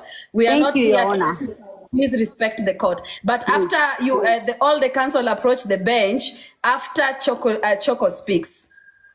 Okay, nataka kudirect my question to Sonkei, and I think it will be benefiting all of us here kama itakuwa sawa. Sonkei, unataka hiyo evidence iende kwa court nyingine ama unataka tumalize hapa? No, if you realize what the reason all this came from is because I tried to talk to her on another live that she played it today, but I was offended by her own words. So I guess it's just gonna go on depending on how she treats me or something, because it's just not fair when she comes and says stuff. And then I'll answer them. How about me? You're going all over TikTok, doing TikTok tours with my name. We are coming to approach. Lady Justice, call yourself in order. Sonkei, whatever you hold against Lady J is enough to shut up Lady J, right? It's your defense. I don't think it's gonna. No, it's not gonna break her, but it will. It will do something, right? Yeah. All right. What you are saying, Your Honor, in short, what you are saying, Your Honor, in short. Let us approach the bench. Yes. Okay. Before we approach the bench, what we are trying to say, what my client is trying to say is that it's gonna be a lesson for Lady Jacqueline and others like her. Mfano kwa yeye na watu wengine. Is that okay, my client? Very correct. Thank you. All right. Now we approach the bench. Yeah? So, we approach the bench, and this is where we, because you can see our High Court is on the screen, right? When we say we are approaching the bench, I want us sasa, wacha tufungue mahakama. We had tried to be very liberal, na haita tupeleka mahali when you try to play the defense. Sasa charaza, approach the bench vile unataka. Tupatie dakika ngapi? But my lord, mimi hata starazi nataka tu kutoa statement, but unatupatia dakika ngapi, our lord? I'm not going to interrupt because when you talk, I'm able to get my facts, yeah? Because naona kuna mali inafichwa kitu, but ukiacha watu wakue free, ongeeni hiyo kitu iwatoke. Yeah, but it's good to give us a minute so that we don't extend or we take over time. It's good to have some time allowance. I will give a directive when I feel it is enough. I'm going to drop. My lord, I won't be part. May I start? I'm going to drop. Just keep looking at I'm going to drop because I'm not going to be part of that. But let me say this to the court that Boss Khan has done nothing wrong. These people are going to him. So let us just be very clear that Boss Khan is here and he's done nothing wrong. So if Sonkei decide that's the way to go, that's fine. But please let us just be careful not to. He kept poking and poking. Boss Khan has done nothing wrong. Do you know what you're talking about? Oh, absolutely, yes. He kept poking at Sonkei and telling Sonkei, utaleta hiyo chai, utaleta chai. Tunangoja chai, hiyo chai utaleta hapa. Boss Khan is the person to blame in all this. Amekuwa akipok Sonkei, akimpok. Leta hiyo chai hapa. Boss Khan. Anyway, chukeni mic. Thank you. Okay, Miki, naweza sema, Lioness. Okay, sawa, nasema my able lawyer, kuna kitu yenye inafanya na waza sana kwa sababu before vile immediately Sonkei alipokuja kwa platform kualika Ladyj na kumuuliza hizo stories za kwenda US, analyzers walishaanza kusema ya kwamba bas Sonkei ndiye atatuletea mambo yote hii TikTok. Lazima Ladyj achinjwe siku ya Christmas. Could it be possible ya kwamba ni ukweli? Kwa sababu walianza kuongea before even hata Ladyj atoke UK akienda US. Wote mtandao ameshuka peke yake na ni Boss Khan. Wote walianza kusema ya kwamba kuna chai. In fact, I even told Ladyj, we enda huko chukua tahadhari na kaa ukijua after that kutakuwa na kitu inaitwa chai na wamesema utachinjwa December. I think it may avail itself that the day has come and here we are. Thank you.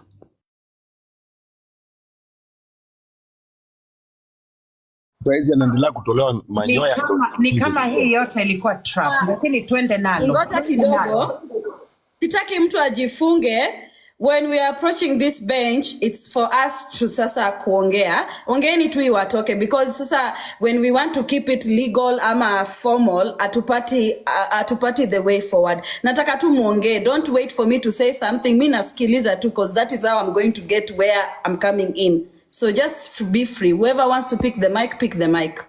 Pick next. Your Honor, is it in order for my colleagues and more importantly, my very good learned colleague Mtandao to come here on the stage and say that he wants to know the things which were done in private by the complainant in an intimate situation, in an intimate location, and he wants us to understand whatever happened. Is it in order for him to come and ask us, for him to come and ask the complainant what happened in the bedroom? What went wrong? How deep did it go? How intimate did you become? I don't think that is in order. My second thing, Your Honor, before I drop the mic. Okay, I think nimesahau ya pili. I drop the mic.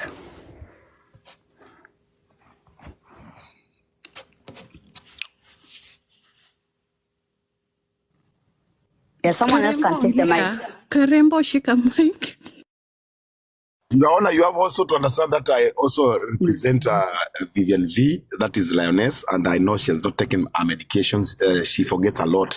So bear with us. We nikome bana muli, nikome bwana, nikome. I'm not here because of my medication. I'm here as counsel.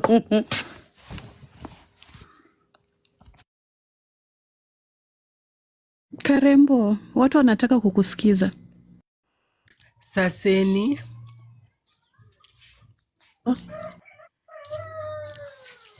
Mimi hata sijui nini naendelea, nimejikuta tu juu ghafla.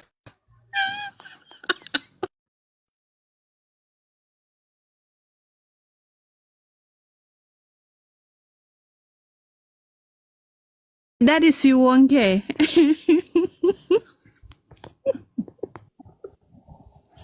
And Your Honor, we are hearing statements, or there's someone who has evidence, or blah blah blah. Why don't we give that person a stand to come in the stand and swear by the Bible? Of course, that's how it goes to the court. I'm just doing figuratively, and say whatever they know. Why are we just going jump, club hopping and all that? Kitu nimeelewa Council, kitu nimeelewa ni kuna maneno inafaa Ladyj acharazwe, ama vile senior council Choko amesema anafaa achinjwe December, na inapangwa ama imepangwa. Kwa hivyo kuleta kwa hii platform, kuleta kwa hii high court ni kama kuinterfere na ile mpangilio ilikuwa imeshatengwa mahali pengine, umeelewa? Of course wako na right, kama wanasikia wataenda mali pengine waseme, it's still okay, we are not compelling anyone to come and do what they don't want against their will. Kitu nilikuwa nataka na nimeshangaa, nimepatiana a platform, nimepatiana chance kwamba tuongee ule ako na naweza ongea kitu vile umeanza hiyo. Nikwambie kwa nini wamefanya hivyo. Unajua imewashika na surprise. Hiyo game already imeshakuja hapa. Na hapa hawaoni kama imetolewa vilivyo vile ilikuwa inatakikana. Yani in short, haikuwa inatakikana ukweli, baadhi za ukweli zijulikane. Ilikuwa ni Ladyj kwenda nalo, yani wamtie hapa na hapa. Kwa sababu imeshakuja hapa, watu wameshajua the inside story kenye na happen. So hizo baadhi za evidence zenye wame withhold itaenda kwengine, ndo waende warushe, ndo sasa chai inoge kwao. Inakuwaga hivyo. So hapa wameona kumbe hii mchezo yenye kwa tunacheza imesha kuja huku na ndo hiki naumana. Sasa sisi tutaficha evidence, wacha watoe. Mbona Ladyj atoe evidence zote zenye ako nazo, zenye hata kuwa na habari nayo, ndio tunaenda kwa attack kwa the other court. That's what it was going to be. Na hivi ndo ilivyo. I've been on the phone. Thank you so much, Chocolate City, senior counsel. I've just been on the phone with one of the what should I call them? One of the subjects of this entire saga. And I'm just going to say that if push comes to shove, in other words, if you press us to the wall, we are going to push back 100 times harder. So choose your words carefully. If you're going to boss can to pour the tea, choose your words very carefully, because we will press so hard, you will wish you never, ever, ever, ever came on my platform, Sonkei, and gave me an air ticket to travel to America. I had better things to do with my life here in London, okay? But you decided to disrupt my life, ship me all the way across the Atlantic. Do you know how scary it is to cross the Atlantic? Do you know how many British people have died in that little pond called the Atlantic Ocean? Now you're admitting that we actually have that in recording now.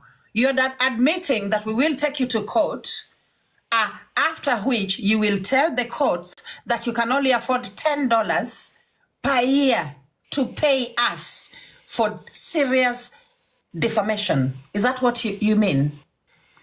If it's gonna be a defamation, you can confirm that later, not now. Okay. Sawa. Nalo guys. Okay, kitu nyingine pia naweza sema, as I said earlier this morning, it is indeed nalo. Yeah, hii vita itapigwa hii TikTok mpaka kile. Haya, And I have the lawyer. recording of the threats, all of them. I've saved that one, but I've seen you try to delete it, but I saved it early before you deleted it.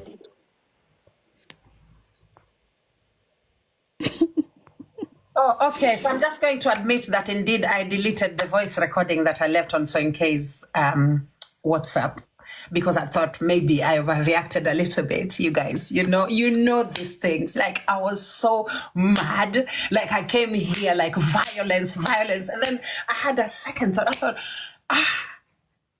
I don't want to hear anyone play this recording. So I went back. So wait, how did you, whatever. Sonkei, I don't think you have it. Unless you find it in the blogs, I don't think you have it. Because I went there and you had not opened it at all. So, nalo. Yeah. Na kama kuna iPhone iko hapo. Hakuna hata mimi niko na iPhone. No, hakuna cha bure. Boscan, I'm so sorry. Hakuna cha bure, ni kitu alialikwa na ilikuwa inaenda kusaidia community, ndio maana alijitokeza kwenda kusaidia huko. Ni kusimamia, kusaidika wanajua. So hapa ni baada, I think kitu nyingine Queen, hizi vitu ingekuwa ni kwa mtu mwingine, hatungekuwa na kitu inaitwa law court, hakungekuwa na kitu inaitwa chaya, mtu fulani ameenda imefanyika. Kwa sababu ni wewe, lazima watu wajue, huyu anasemekana na lamba, wewe ni mlambaji. Sasa walambaji wamekutana, je, walilamba hawama kulamba? Juu hamkulambana na ikatokezea kwamba hamkulambana, sasa Kenya inakuja hapa, tunaweza mfinyilia na nini? Unajua kuchinjwa ulikuwa unaenda kuchinjwa on 25th. Hapa tutamwekelea nini? Lazima uangalie kitu yenye unaweza sema vizuri. Chocolate City. No, wacha tunaongea. Kidogo tunaongea, na nasema na mimi nataka kuja kidogo. My learned friend, please wait for your other talk. Kidogo, yes, it's okay. I love interrupting. Okay. Sasa kidogo tu. Nataka uwe mpole kwamba ujue tuko na evidence kwamba Lady Jacqueline akilia kabisa akisema Sonkei tafadhali naomba nikulambe. And yes, we are hearing from the complainant that all the evidence, she has even confirmed in this courtroom that she has deleted. Is it even in order?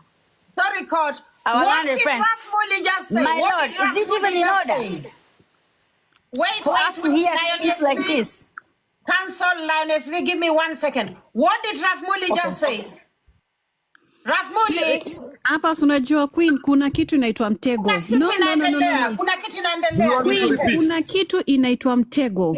Kutego ni kufinyilia button ya mtu kuongea. No, Chocolate City, there's a reason I want him to repeat that. There's a reason. There's a conversation. There's a reason. Rafmuli, what did you just say? I said kwamba Chocolate City akuwe mpole, asikuwe mwingi wa kujudge, akuwe kama watu wengine asikize, alafu ata make verdict baadaye. Manake tuko na evidence kwamba ukilia na ukirai, tafadhali at that night when you are sharing a room. Thank you.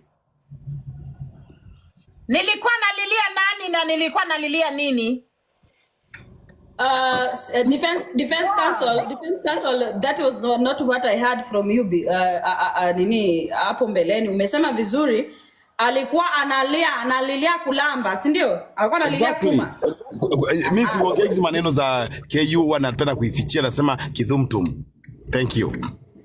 Sijui kutamka hizo maneno, sijui KUMI, na sijui kutamka kabisa. Najua tu kutamka kidhumtum. Thank you.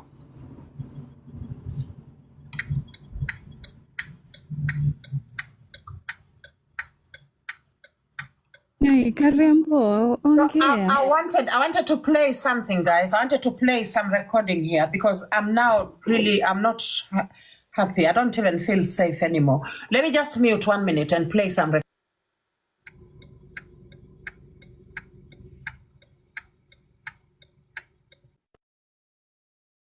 Guys, anaitwa Zidadi Rafu Mfafa yo baba lao mwenyewe. Mahali popote akiwepo hapa haribiki jambo, na niko na Cinderella pale juu ambaye ni TikTok lawyer kwa court. fair and justice. Thank you, very important. And my client, guys, today, kwa law courts ni Sonkei, the one and the only, Ole Sonkei. Hey! Na upande wangu wa right pale kabisa nina client mwingine, lakini upande huo na act kama therapist wake. Niko naye Vivian V ama ukipenda Leones. Twende nalo. Ladyj, do you want me to take this wheel? Do you want me to take this wheel? Because I'm gonna take you to hell.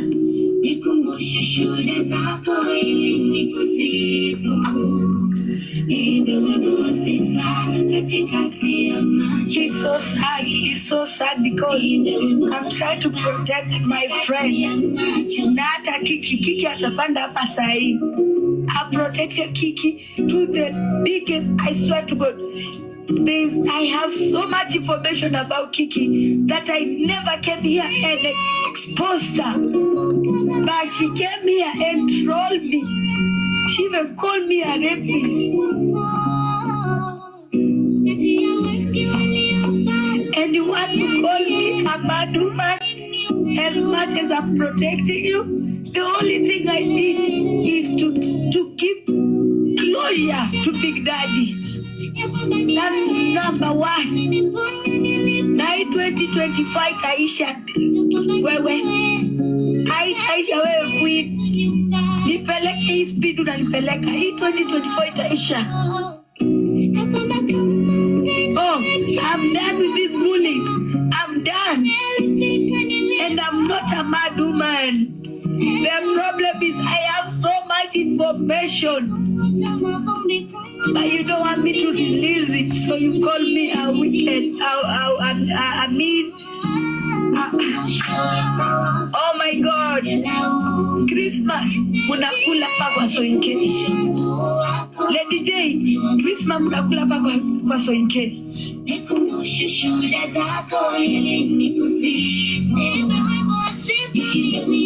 Napenda hii jezi. Nimeitwa bakaji. Nimetroliwa. Hadi nikaamua nikasema yes guys. I also love. Hata nimekula Ladyj San Diego. I've went to every level to protect my friends. But when my friends don't come and protect me, I'm gonna call you out. I will call you out if you don't take a ditch. If you don't take a step to protect me, I will call you out. Okay? And you just said, yes, I'm mad. You said I'm bad. Just because I said Meru pretty. Meru pretty.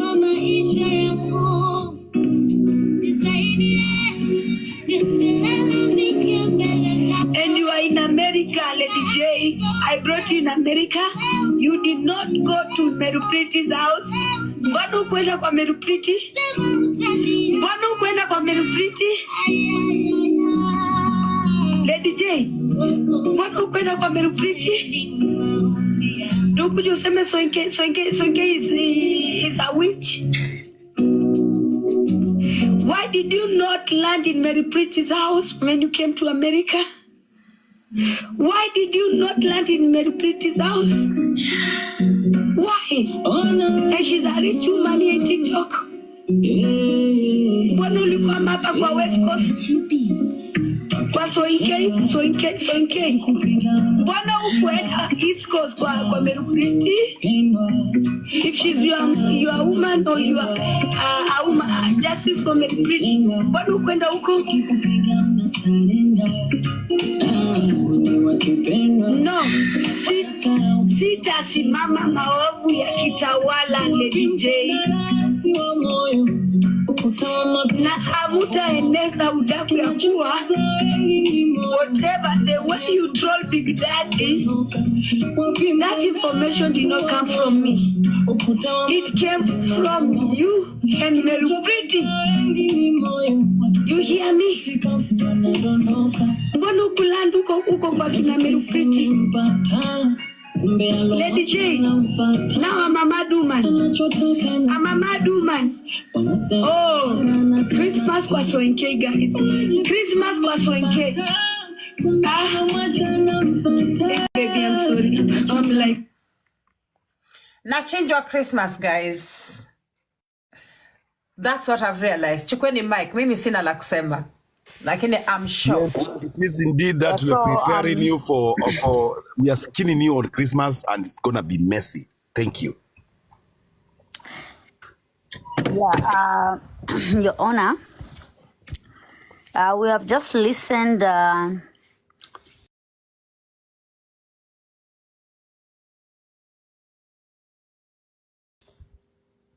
We have just listened to a woman. Your Honor, as we go forward,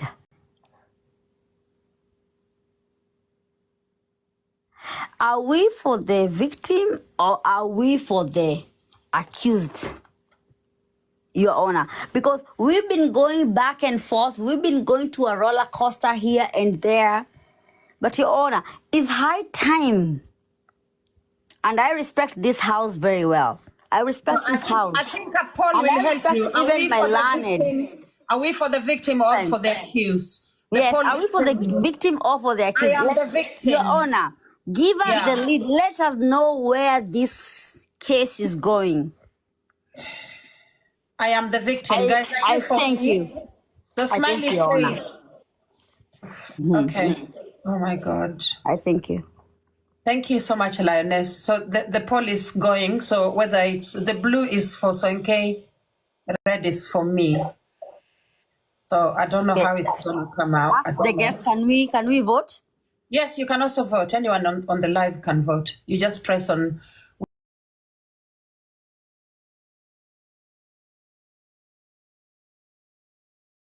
which side. Yeah. Oh, blue is Sonkei, red is you.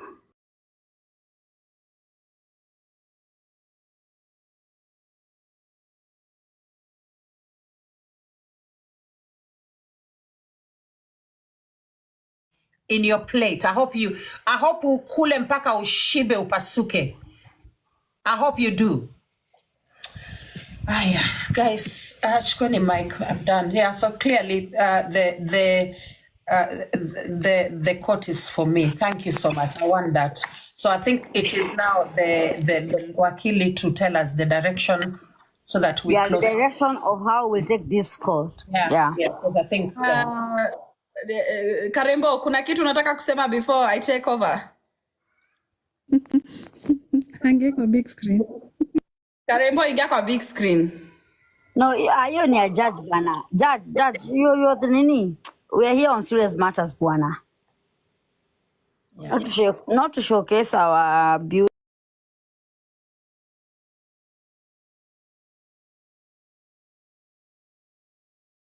or anything. Just let's go to the point.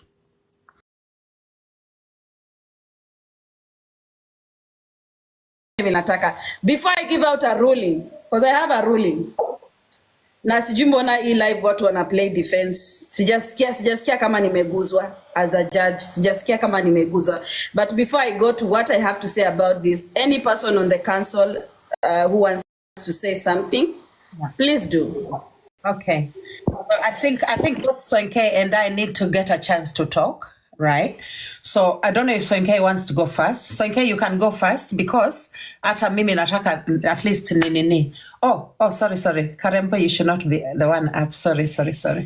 I need to bring you down from there. Before Sonkei says anything, Sonkei, mimi nataka mtu mwenye anasema angalia huyu Lady Jacqueline na umwambie kila kitu amekuudhi nayo, amekukosea, amekusinya, how she makes you feel. Yani I feel like hii koti imekufanya leo sauti fulani haijatoka, which is very unfair because ninataka ukwe tu na hiyo platform.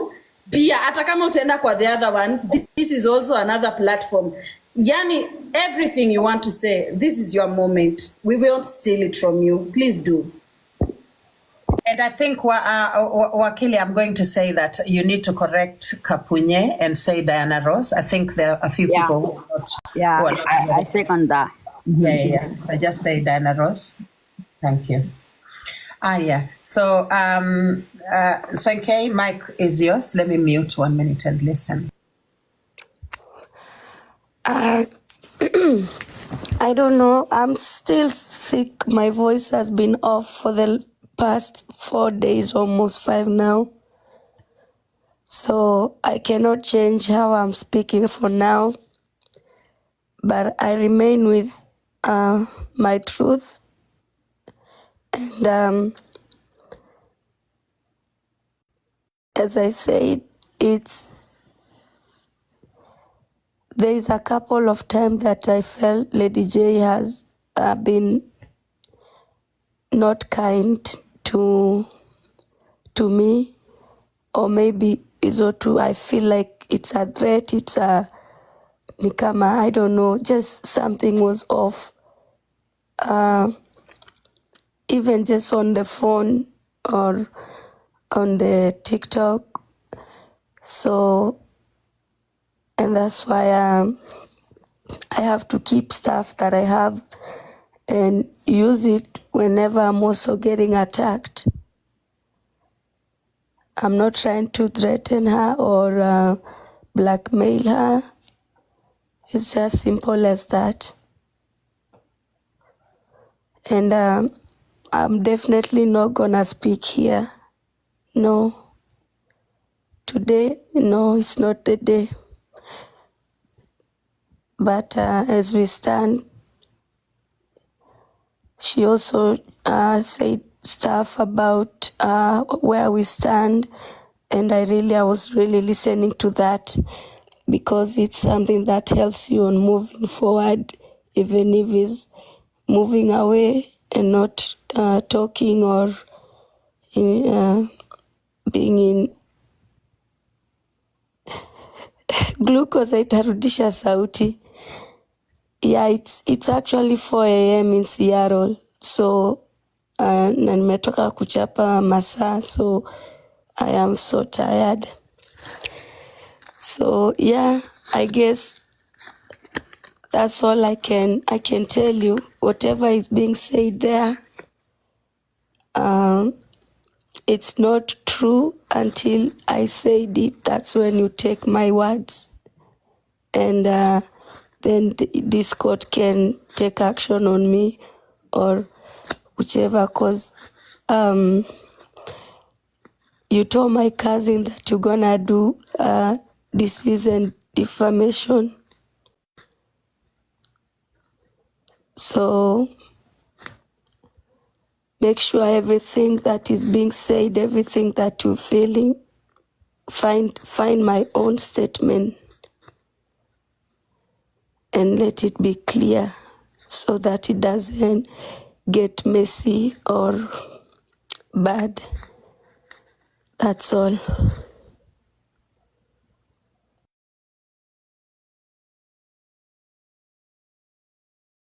I don't know whether. Are you finished? Umemaliza? Yes, I am done. Yeah, thank you. Mtu amuulize maswali ama kitu yoyote. Fungueni roho, hii ni time yake, yuko pale juu. Please, anything to address Sonkei. Okay, so mimi sina maswali, but anyway, mwenye nitakuuliza maswali uulize kwanza. Let me just have a closing speech. So Mimi nilikuwa na swali. Oh, okay, senior defense counsel, unataka kuuliza swali? okay, let her go first because nimechukua microphone late. So wacha nini? I'm sorry, nilifinya nikiwa nimechelewa. Yeah. Go ahead, whoever had the mic, please. Go ahead. Mimi nilikuwa na swali kwa Sonkei. Sonkei, mbona ni rahisi kuongelea Ladyj kwa another platform lakini si kumwambia maneno ambayo unataka kuongea about her? Mbona tu ni rahisi hivyo? Kuna vile Sonkei Ladyj amekubuli ama amekukosea? Because kwa sasa sijaelewa makosa Sonkei. Kikubwa Sonkei amekufanyia ni nini? Kikubwa Ladyj amekufanyia ni nini? I think you guys called me here. I wanted her to answer me. Mimi nimemfanyia nini apart from hiyo video yenye mumeplay side, that was just me retaliating back to her. Yes. You're naye tunaelewa. Yes, it's Yeah. just there. You are it was Other a heat than of the that, moment. I wanted to Hiyo know tunaelewa. what wrong did I say? Unless she says whatever you say to in that about Merupiti, that's the part. But other than that, I need to know what else did I do that is making you guys bring me to this court and question why I do have any recording and pictures. Niko na swali. Okay, please. Okay, swali yangu Sonkei, kwa sababu nyinyi wote ni marafiki, hamkukuwa madui kitambo kuja hapa hivi ukamwalika hadi ukamuofa nini ticket akafika huko. Hiyo inamaanisha mlitrustiana sana until akakuja live akatuambia hii ni bed yangu, hii ni bed ya Sonkei, mkakuwa mmelala kwenye chumba kimoja. My question is, lawyer wako yuwasema ya kwamba kuna some evidence ambapo ni pictures. What do we expect on those pictures? Is it about nyinyi? Yani sijaelewa hapo hivyo. To expect nini kuhusu pictures hizo, evidence zenye lawyer yako amesema ipo, hata pia ukaadmit ya kwamba zipo? Yeah, on those notes, I'm going to answer whatever that I've released so far and said. Other than that, my lawyer can speak on my behalf. Yes, to answer that question, Senior Counsel, Madam Chocolate Siri, is that we are we are still trying to put things together so that we can come with a very, very, very strong defense, and we are on that process. We are working as we are doing that. We are also getting other sources whereby they are supporting whatever my client is trying to say here, or the allegations that were put forward by the complainant and by Lady Jacqueline. So thank you. Give us time. We will respond in this very court. Thank you. Okay, thank you. I'm expecting more. Mimi kuna kitu kuna kitu sipendelee kwa hii maisha, kuweka mwenzako aishi kwa hofu and under siege. You understand? Kama kuna kitu ya kusemwa, people should be more comfortable and confident without going behind the back. Angalia tu mtu mwambie tu, wewe uko na kichwa kubwa sikupendi, ama wewe ni hivi na hivi na hivi. But I think submitting the plaintiff to be under siege, unamweka under siege kwamba there is something against her. For me, I feel that hata tusiende on that angle, this automatically should be a court for a case for the police and not TikTok. This is just a case for the police, and I believe plaintiff and I hold on and I handle. Nani Sonkei, nataka tu kuuliza kitu moja. Please, I just want to ask a very simple question, right? Lady Jacqueline, kukuita you are not okay, enye uli understand kama wewe ni mwendazimu ama wewe ni abnormal. Is this the indo chanzo ya where we are today? Yes, I just felt so like unatishiwa. I don't know. It all started by her feeling threatened. Yeah, it started from her just telling me, don't go, say this, don't do this. So her mentioning that, of course, it was the trigger. Na kwa nini kwa roho yako tu saizi bila mtu kukuforce ama nini, Lady Jacqueline is supposed to take you as yajue tu kwa roho yake ama kwa kichwa yake we ni adui na unakuja, right? Say it again. Unataka kutoka kotini uache tu Lady Jacqueline ajue we ni adui, you are just an enemy, you've joined the other team against her and you're coming after her. No, that's not true. I've not joined nobody. Ama sautu kwa mabeshte? No, that's not it. I told you already, Wakili. It is just between me and her. if you say something that feels that I'm offended, me too, I have the right to also say something that might make you get offended.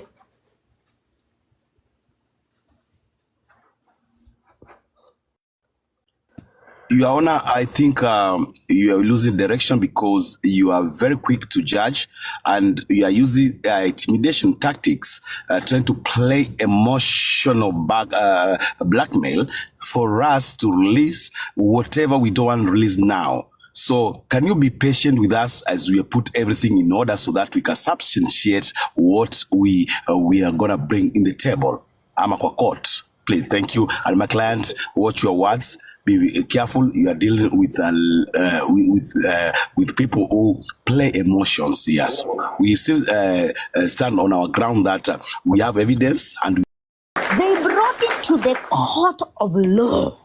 The court that we respect so much, Your Honor, if I may say. This court is run by the taxpayers' money. Let us not misuse it, Your Honor. If all was well, they were playing all kumbaya. All was merry until it was not, Your Honor. They could not solve it, and that is why we're here. So, anything we will not accept. I and my colleagues, they will either conquer with me or deny me and tell me if it is in order for them to tell us until now or after these many hours that we will talk or we will decide or we will. That is a decision which you would have done long ago. You tried it, it did not work, and that's why we are here, Your Honor. Are we together? So, I and my very learned colleagues, we did not go to law school and waste so many years to come here and stay for hours, try to solve a case, Your Honor, with all due respect, and then be told they will go and solve. No, Your Honor. The moment they bring it to us, it is our business. I hope we are together. So it is not correct for them to come here and now tell us, after hours and hours. Some of our families could not even eat for us to go to law school to get here, Your Honor, with all due respect. This house is paid by taxpayers' money. Let us respect that. If anything, it's for the less. Your Honor, is it appropriate for a judge? No, I am not a appropriate?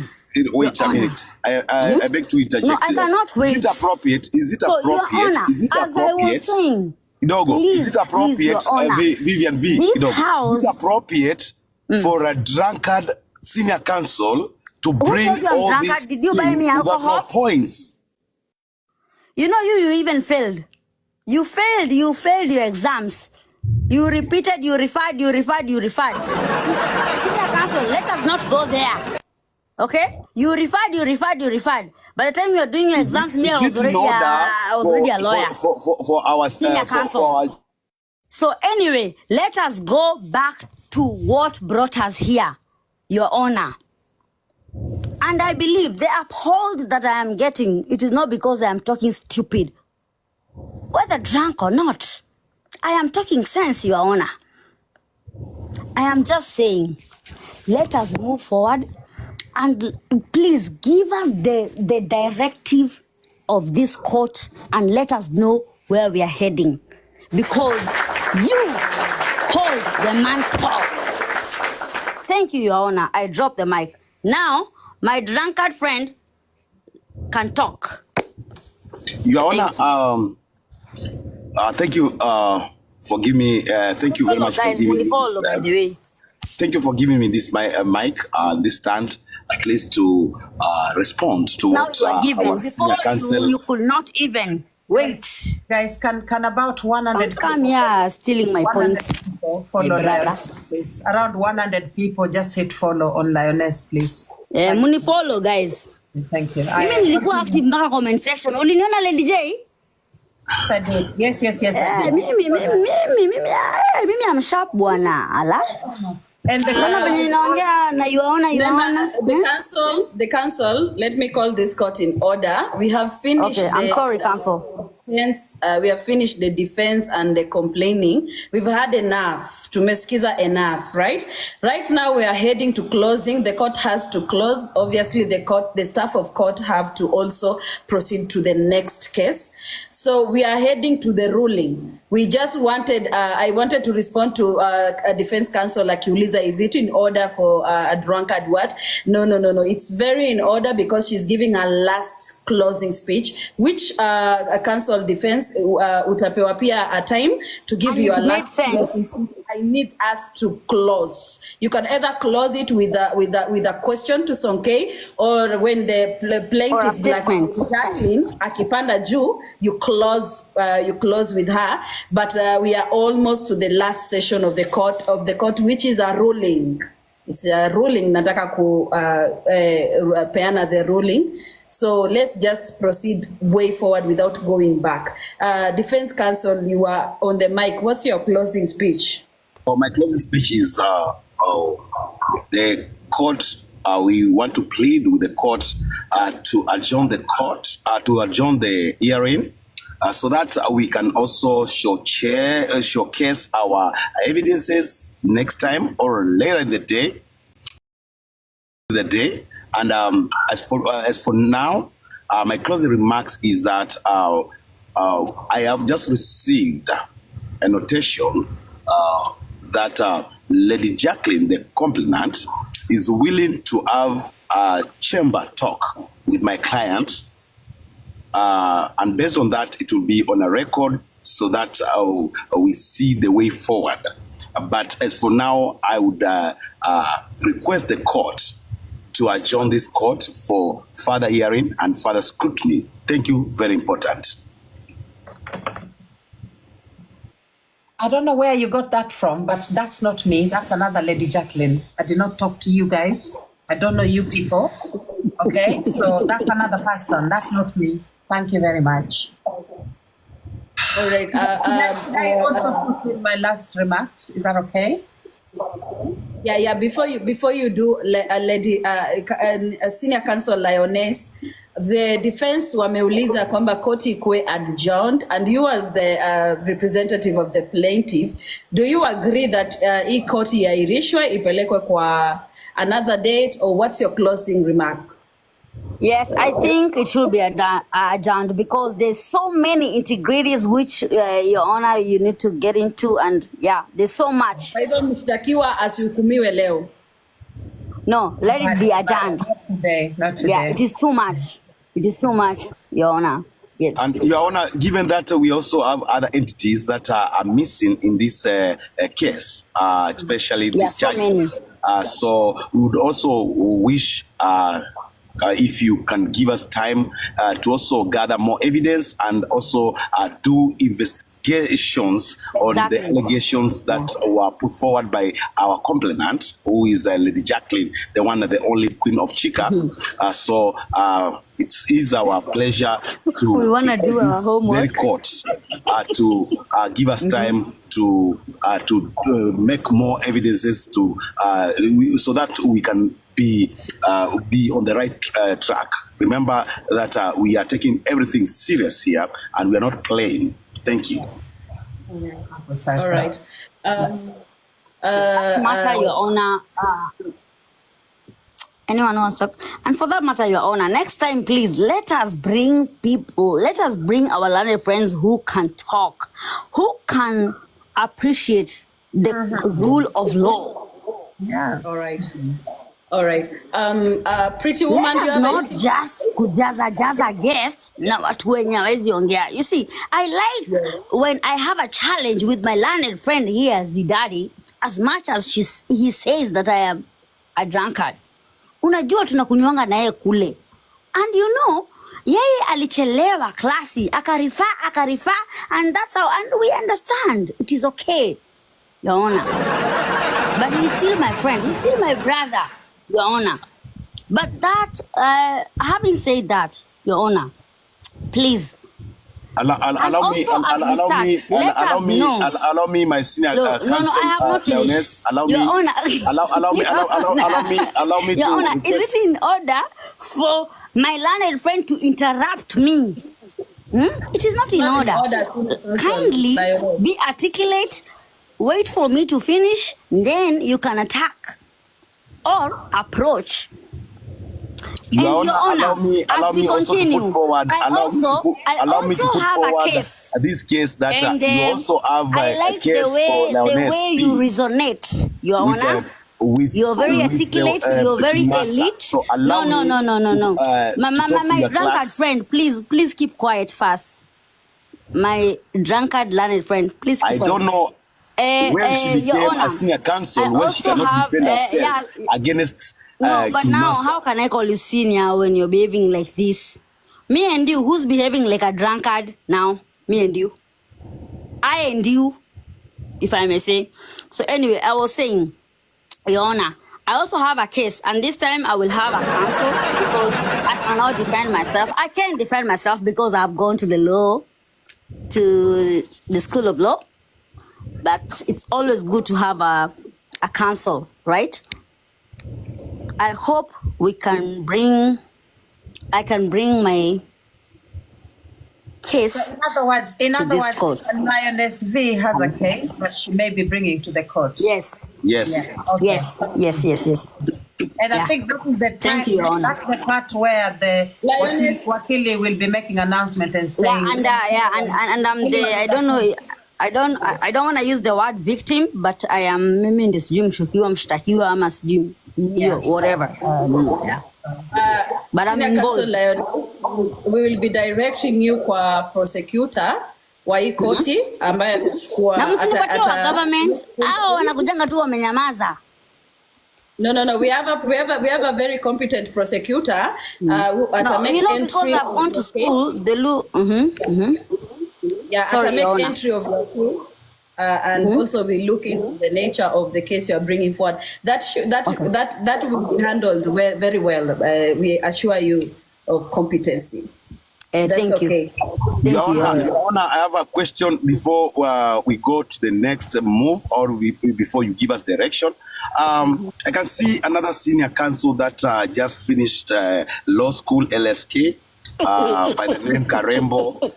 She has something to talk. Does she have anything to talk, or she's there to sell her face? Guys, before Karembo takes the mic, can I remind us, please, to follow. Okay, Lioness, 1 minute. Kindly follow the host, and then follow our gifters, Apaleju, and guests. Karembo.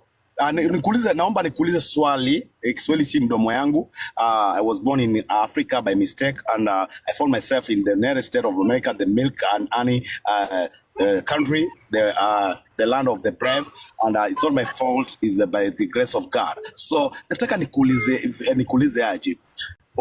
Inawezekana ikawa wewe ni dadake Ati Owiso. Thank you. Ati no, na. Maybe tunafanana tu, but siwezi kuwa dadake. Yeah.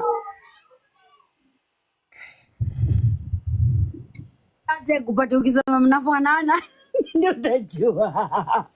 Unaona watu wanakomment hapo chini, Karembo na wigi ya Ati wanafanana na Ati. Ati avangi wig. It's going south. Wakili, it's going south. Chukua mic. It's going south. Yeah, it's going south. Let's just go back to the knee. Wakili, give us direction. Hello, Wakili. All right, Jackie, Miss Lady Jacqueline is seated hapo juu, ako hapo kwa high table. We need to know what is the closing remarks and speech or questions posed at the plaintiff, ndo tujue what is next. Please, if anyone wishes to ask Lady Jacqueline a question, proceed or give your speech, give your remarks. I speak first, and then is that okay? Okay. So I'm just going Yeah, to say please. this. I'm just going to Please. say this that opportunities like this. I think someone called Leader wants to come up. Let me see if there are quite a few people. No, Ataja request. So let me just bring. I'm a letter you already. Okay. So I just wanted to say to Sonkei chorus, and this is not meant to manipulate you or to deter you from presenting me as the meat on the dinner table at Christmas. But I just wanted to let you know that opportunities like these come only but once. You know, you had such a chance to do some incredible work with me. And I think you've blown it as it stands right now because of your mouth. I think you have to literally blame everything on your loose mouth, if for lack of a better word. I think the consequences of it all will be felt after the Christmas meal. Because there are other parties involved in this entire saga. And these parties, they sting like bees. So I may be gentle, I may be soft, but let's say you play a recording of a conversation between myself and say, I don't know if you recorded all the conversations I had, all the telephone conversations, I'm not sure. But I don't know whether they'll take it kindly. And so that's something you really need to consider going forward, because this thing can take a very nasty turn. And we may actually find ourselves out of a mock court into a real life court. And we really don't want that.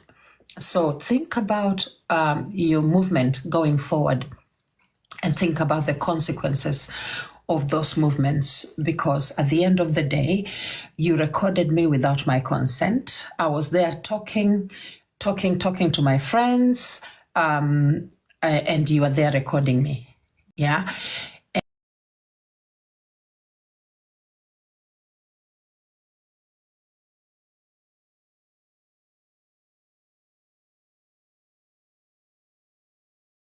Do a recording, yeah. Pick up suruari yako picha, yeah. I never thought of any of that. But right now I'm sitting here thinking, oh my God, what else does she have on me? Akona nini yenye ata release kule kwa Otis generali? I'm just here like panicking. I'm thinking, what else could she have? But tells me that I'm actually a very good person. So I'm grateful for that good heart that I have. And I just wanted you to know that, just be careful, because mimi ni yule wanalo pia. So my comeback will be 100 times harder. Yani nitakuja na comeback ingine kali. But anyway, that is to your lawyer Raf Muli. Kieleweke tafadhali Muli, ya kwamba tunakuja hata sisi. Tuko hapo nyuma yenu. Aya, nimemaliza. Mtu anaweza niuliza swali, no problem. And Moving forward. That's a very good statement. And we are big and ready. So stop chickening out. And yes, this time round, ni nalo to the nalo. Moving forward, you guys, you have seen how I have represented my case.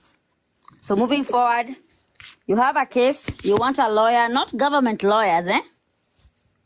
Yes, I'm a drunk, but in 10 cases, I win 8, I lose 2. Okay? So I come highly paid. But no pay by them, sijali ni gifts tu. Msinechange kwa 200 hapa. Nikibisha na present your case and tell me everything. Then I will know how to defend you, bwana.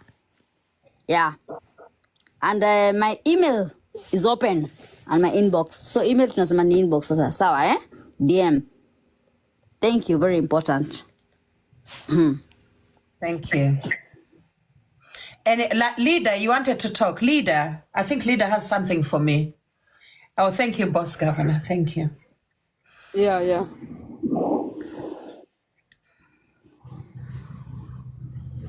Sijui kama mnanipata?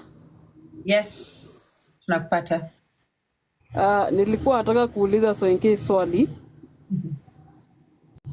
Because siwezi elewa kwa nini mtu wenye mliongea in private mpaka ikafika place ya kuchukulia na ticket, kwa nini haijatolewa? Amekuja kutoa tu stories za sijui suruari sijui nini, kwa nini? Aya, leave alone that. Ni sawa? Acha nimalize kuongea tafadhali ndo uongee.